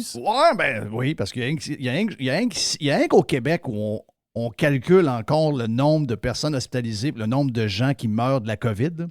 Je veux dire, c'est rendu une joke, là, de mort. Est-ce qu'ils sont vraiment morts de la COVID? Sont-ils morts de l'influenza? Sont-ils morts d'un autre virus? On ne sait pas vraiment. Mais là, on a-tu 2000 personnes qui sont hospitalisées en raison... En tout cas, c'est ce qu'ils nous disent. Y a-tu 2000 personnes hospitalisées en raison de la COVID? Il me semble qu'on a mis du monde en dedans des maisons enfermées pour à peu près ces chiffres-là. Là. Je dis, mais pourquoi on l'a fait avant, finalement? Si là, l'hôpital déborde, puis là, finalement, on a la vie ordinaire. Des fois, il y a la vie ordinaire. J'ai vu qu'à la COP 15, quand ils sont debout tout ensemble, ils n'ont pas de masque, mais quand ils sont assis, les mêmes ont tous des masques. Là. C'est comme une affaire. Des masques, c'est ça. Comme un peu difficile à suivre, mais je veux dire, c'est quoi qui s'est passé pendant les 2 ans qu'on devait sauver le système de santé? Finalement, le système de santé est dans la marde. On a à peu près les mêmes chiffres qu'on avait en 2021 et en 2020. On est dehors, pas de masque. Puis là, on ne nous écœure pas avec le passeport vaccinal. Il n'y a pas de plastique alentour des bottes de rubber des enfants chez Walmart. La vie est normale, mais finalement, c'est le même constat que ce qu'on avait auparavant. On s'est-tu fait fourrer, tu penses? On s'est fait empaler pendant des mois et des mois par du monde qui ont joué avec des chiffres pour essayer de nous garder en dedans. C'est incroyable. Excuse-moi. Que ça soit, Jeff, au provincial, on a été déçus de la dernière élection. Mais regarde, hier, en Ontario, c'est dans le coin de Mississauga, il y avait une élection partielle. Et qui est rentré? Les conservateurs? Non. Non, c'est un libéral. C'est un libéral qui est rentré. Je vous le dis, Trudeau va repasser, là. Moi, est-ce que tu m'as déjà entendu dire avec toi que Trudeau, je pense que tu l'as dit aussi, on était d'accord là-dessus, Trudeau va être élu jusqu'au temps qu'il décide de partir. S'il décide d'être là 40 ans, il est là 40 ans. Il va être PM du Canada pendant 40 ans. Voilà. Si Trudeau décide, met le poing sur la table, puis dit à 2-3 bons du Parti libéral, « No, je reste. » J'aime ça, moi. J'aime ça être PM. En fin de compte, Ça veut dire, pour lui, c'est pas une grosse job, là, être PM. Là. Trudeau, c'est pas... Pour lui, Trudeau, PM, c'est comme une demi-job. Là. En réalité, lui, il s'amuse, il fait des affaires. C'est un rentier. Trudeau, c'est pas un gars. C'est pas un gars sérieux, Trudeau. Trudeau, c'est pas un gars sérieux. Lui, il s'amuse un peu là-dedans. Trudeau, s'il dit aux Bonds, moi, je reste, ben, ils n'ont pas le choix de le garder. Et il va rentrer majoritaire, possiblement. Minoritaire, sûr. Majoritaire. Tu vois, même s'il rentre minoritaire, c'est pas compliqué. Il va aller voir le gars du NPD, puis il va lui shipper une patente de dentier, puis le gars du NPD va être bien content. Ouais. Fait qu'il peut rester au pouvoir comme il veut. On l'a vu hier à Mississauga. Les Ontariens, puis Toronto, la banlieue de Toronto, c'est là qu'il y a le monde. Là. C'est pas compliqué, il y a du monde là. Eux autres, ils votent libéral. Et l'autre place dans le monde, pas dans le monde, au Canada qu'il y a du monde, beaucoup, c'est Montréal. Et Montréal vote quoi? Trudeau. Montréal vote Trudeau. Donc, c'est réglé. Les élections sont déjà réglées. Les élections sont déjà réglées. Hey, une petite affaire, j'ai une mini-dôme. C'est une affaire que j'ai vue passer. Je me suis mis une petite note parce que j'ai trouvé ça comique. C'est juste drôle, le même. C'est que le gars, là, comment il s'appelle, le gars du Beach Club, là? L'influenceur, le gars de business. Le gars qui là, fait des poutines congelées, puis le gars qui fait des burgers dans le dépanneur à mettre dans le micro-ondes. Voilà, Primo. Oui. On n'a pas parlé la semaine passée. Puis c'est drôle parce qu'il s'est fait écœurer, je pense, sur des réseaux sociaux. C'est burger. Les réseaux sociaux. Il disait que son burger n'était pas mangeable. Ça veut dire un burger acheté chez Couche-Tard. Moi, ça me genre dit de rien. cheeseburger. Je veux dire, j'étais un mangeur de burgers. Moi, je mangerais des burgers à tous les jours. Là. Donc, puis moi, j'aime un burger. Je sais que les gars de restaurant ne pouvaient pas au Québec, c'est triste, là. Mais j'aime un burger j'aime arriver aux États-Unis, manger dans un restaurant ou encore les faire à maison. Je vais faire à maison au Québec aussi, de la même manière. Là. Mais j'aime quand la boulette est rose. OK? J'aime Oui, je comprends. Je sais que la MAPAC ne veut pas dans les restaurants, ils peuvent avoir de grosses amendes. Non. Donc, c'est pareil, c'est très dangereux.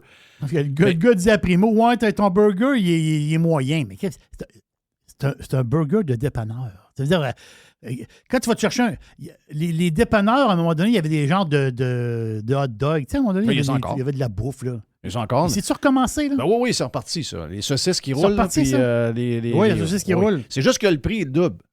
Si tu vas chez Couche-Tard, le prix est le double de ce que c'était en 2019. Tu sais, la patente de liqueur en fontaine avec les deux hot dogs, ça coûtait genre 2,89. Puis là, c'est rendu pour moins de 5 $. OK. Ouais. OK. Donc, c'est revenu. Mais c'est la réponse de Primo que j'ai trouvé le fun. Tu sais, le gars est un peu pince sans rire aussi. Puis j'ai sa réponse que j'ai aimée là, de Primo. Il dit ouais, mais toi, tu ne l'aimes pas, mon burger, mais il dit j'en vends 30 000 par mois. Ouais. Hein? C'est vrai, ça? Il dit qu'il en vend 30 000 par mois de burgers au Québec dans les Couche-Tard. J'ai trouvé, quand il a répondu ça, j'ai trouvé que c'était exagéré. J'ai de la misère à croire ça, moi. OK. Pas sûr. Il y a beaucoup de Couche-Tard. Hein? Oh, oui, il y a beaucoup de Couche-Tard. Fait... Est-ce qu'il y a... Regarde, tant mieux pour lui, si c'est le cas, tant mieux. Là, oui, tant mieux pour lui. Non, c'est ça, là. Mais quand même, j'ai trouvé ça drôle. J'ai trouvé sa réponse comique. C'est le moi, je ne l'haïs pas, lui. Moi, dis pourquoi je ne l'haïs pas. Il s'assume. Oui, c'est ça. Puis Chris, du monde de même, il n'y en a plus. Okay. Il essaye beaucoup d'affaires aussi, là. Oh oui, mais c'est correct, là. Tu sais, je veux dire... Ouais, mais lui, arrêtez. Pourquoi à chaque fois que quelqu'un est un peu plus... Ouais, tu sais, des brasseux.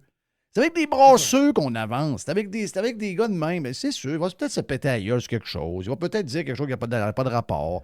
Il va peut-être faire un TikTok sur la poutine d'Ashton que vous n'avez pas aimé. Mais c'est pas grave. C'est un brasseux. On peut pas être tous des loches puis juste être des suiveux de Richard Martineau à TV, bouche bée, complètement lobotomisé. Ça... Voyons, je vais le faire. Il faut qu'il reste de la vie un peu, là. Il faut qu'il reste de la vie dans la place, là. Oui. Il y a 800 Couche-Tard au Québec. Donc, ça fait... Là, s'il en vend 30 000 par mois, ça fait 1 000 par jour. Oui. Je pense qu'il n'est pas pire. Donc, ça fait à peu près un burger par Couche-Tard. Un burger par Couche-Tard par jour. Oh oui, OK.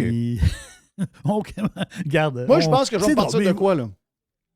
Ah oui? Ah oui, qu'est-ce que tu veux partir? Genre, je suis bon d'un crêpe. Ah, OK. OK, des crêpes que tu réchauffes chez Couche-Tard? Ouais, avec du sirop d'érable dans la crêpe. Non, ça c'est sûr que c'est un hit. Là. Avec du... Il va avoir, dans la crêpe, il va avoir le logo pirate. Oui. La crêpe pirate? Oui. Arrête. Puis, oui. elle va me coûter... On fait comme les restaurants de crêpes. je vais en vendre 11 piastres. Ça va être une crêpe à 29 cents, mais je vais en vendre 11 piastres. 11 piastres, t'en as 3 ou une? C'est une crêpe. La crêpe? OK, la crêpe. Une crêpe. Les restaurants, ils en vendent 27. Non, il y a 27 avec un petit morceau de pomme. Ils ont mis des morceaux de pommes et des morceaux de bananes, là, mais, puis une petite affaire de chocolat. Là. Mais regarde, si vous voulez avoir des bananes, je vais vous arranger quelque chose avec. Puis le restaurant, sirop d'érable pas inclus. Là. Non, il y a un overcharge si jamais tu changes le sirop de poteau contre le vrai sirop. Non, moi, ça m'insulte. Là. Si tu veux m'insulter. Là. Ça existe. Hey, là. je suis assis. Je sors dehors, je m'enfarge dans les érables. Oui. Tu sais, je veux dire, charge-moi pas le sirop d'érable. Oui. Là, Crosseur. J'ouvre le robinet dans l'arbre, ça coule. Là. Crosseur. Mais je vois bien, j'avoue la crêpe là, dans ma tête. Là. Oui. Crêpe Elle sent tube. pliée en... Oui, elle sent tube. Mais pliée, mais t'as un genre de... Tu sais, comme un petit brûlé, là, comme un genre de logo avec le drapeau pirate dessus. Avec un... Oui, il y a quelque chose là. D'après moi, j'en vendrais 100 000 par mois. OK. Ben, c'est pas gros. 30 000, c'est quasiment un par couche-tard. D'après moi, je suis capable de vendre 4-5 crêpes par matin dans chacun des couche-tards. Ben oui, avec un café, ça se prend bien. Je vais revoir mon prix. Là. Peut-être que je vais essayer de trouver un moyen de rendre la production un peu moins dispendieuse. Je vais peut-être les faire en Chine. Oh, non, ouais, là, c'est une bonne idée. Là. Ben non. Les Chinois, ben oui, si tu donnes une bonne... Bon, c'est vrai que les Chinois vont voler ma recette et vont se partir une chaîne de crêpes en Chine. Donc, il faut que je fasse attention. Oui. Donc, je vais penser à quelque chose. Je ne sais pas qu'est-ce que je pourrais vendre, là, mais ils viennent me lancer. Mais je ne l'aille pas, lui. C'est ça, là, regarde. Moi, j'aime les brasseurs. J'aime le monde. Ah, mais c'est pas grave. Le gars brasse. Si on n'a pas le brasseux de même, on va vivre d'une place triste à mort. Et on finit avec quoi, mon ami Jerry? Une petite affaire triste, dans le sens que c'est spécial. Ça arrive dans les familles. Mais là, c'est une situation particulière. C'est le New York Post qui en parle. Leonard Cohen, qui est décédé en 2016. Ah, la chicane n'est pas poignée pour le cash. Oui, mais c'est ça l'histoire. Lui, il a eu 2 enfants. Okay? Il y a une fille et un gars. C'est un gars et une fille. En fait, c'est le gars qui est plus âgé, genre de 2 ans. Même mère? Ils ont 30 ans. Là. Ils ont 30 ans, les deux, à peu près. Là. 32 ans dans ce coin-là. Je ne sais pas. Bonne question. Mais l'affaire, c'est que la chamaille, c'est pas entre les enfants. La chamaille, c'est avec la fiducie qui gère les œuvres de Cohen. Parce que Cohen, c'est oui, la musique. Oui, ses livres. Oui, son logo en tant que tel. Tu sais, le logo, là, le faciès, ça a une valeur, ça. Cohen, c'est la poésie. Il y a plein d'affaires Cohen là, qui se vendent. Là. Mais ça appartient, c'est géré par une fiducie. Et quand Leonard Cohen, quelque temps avant qu'il décède, ce qu'on comprend un peu entre les branches, c'est que peut-être qu'il s'aurait fait enfiroiper un peu par un gars qui fait la gestion de la fiducie, justement. Donc, et là, les enfants sont comme bénéficiaires quand même, mais c'est les fiduciaires qui donnent de la merde, c'est ça, j'imagine? C'est les fiduciaires qui gèrent la patente. Les enfants, eux autres, sont bénéficiaires, mais peut-être que les fiduciaires, ils peuvent peut-être prendre une quand tu fais ta patente fiducie, aussi. Là. Le nerf de la guerre, c'est vraiment les fiduciaires. Il faut vraiment que tu t'assures que tu vas être en bon terme, que tu peux les truster jusqu'à ta mort. Ben c'est ça. Parce que peut-être qu'il y a des décisions qu'ils prennent. Mais lui, les enfants ne sont pas d'accord. Mort après une longue maladie ou il est mort de même dans la douche, genre? Subitement, c'est pas le cancer, lui, Leonard Cohen. Ouais, ben si, voir. Regarde, je vous dis ça de même, là. Vous faites ce que vous voulez de vos affaires, là, mais si vous avez une fiducie, démantelez-la avant de mourir. Si vous voyez que ça s'en vient, démantelez ça, puis simplifiez ça au max. Parce que s'il y a quelque chose pour justement amener un paquet de chicanes de même, une fiducie, c'est pas pire. Là. Surtout si tu as des fiduciaires de marde. Les bénéficiaires vont manger de la chenoute parce que ça ne peut pas se rendre aux bénéficiaires si les fiduciaires sont des crosseurs. Exactement. Puis là, tu ne décides pas, en fait, quand c'est les fiduciaires qui décident. Je ne sais pas c'est quoi qui est décédé. Leonard Cohen est mort dans son sommeil après une chute. Ah, OK. Donc, c'est subi, voilà. Okay, il a fait une chute au milieu de la nuit. Ouais, il a fait une chute au milieu de la nuit dans sa résidence à Los Angeles. Puis il est mort de même. C'est quand même 65 millions de dollars dans la fiducie. Donc, c'est beaucoup de sous. Donc, c'est ça l'histoire qui est dans le New York Post. Ah, regarde, c'est mon journal préféré. Oui, je sais. J'adore le New York Post. J'adore. Je sais. Hey, on a fini. On a fait pas mal de stock aujourd'hui. On a fait beaucoup de minutes. Donc, on va pas ça tantôt et midi, mais là, aujourd'hui, on était généreux. Si vous voulez en avoir plus, allez sur Radio Pirate Prime. Oh yeah. Allez sur radiopirate.com pour vous abonner et vous allez pouvoir écouter, comme vous le faites en ce moment, partout. Donc, sur toutes les applications que vous aimez, entre autres Spotify et Apple Podcasts. Mon nom est Jeff Fillion, avec toute la gang, Jerry, Mr. White, MW, et Jay the Pilot qui est avec nous autres, Stéphane Bruyère, Joe Hamel également. Donc, thank you guys. On se reparle demain pour le milieu de la semaine. Bye bye!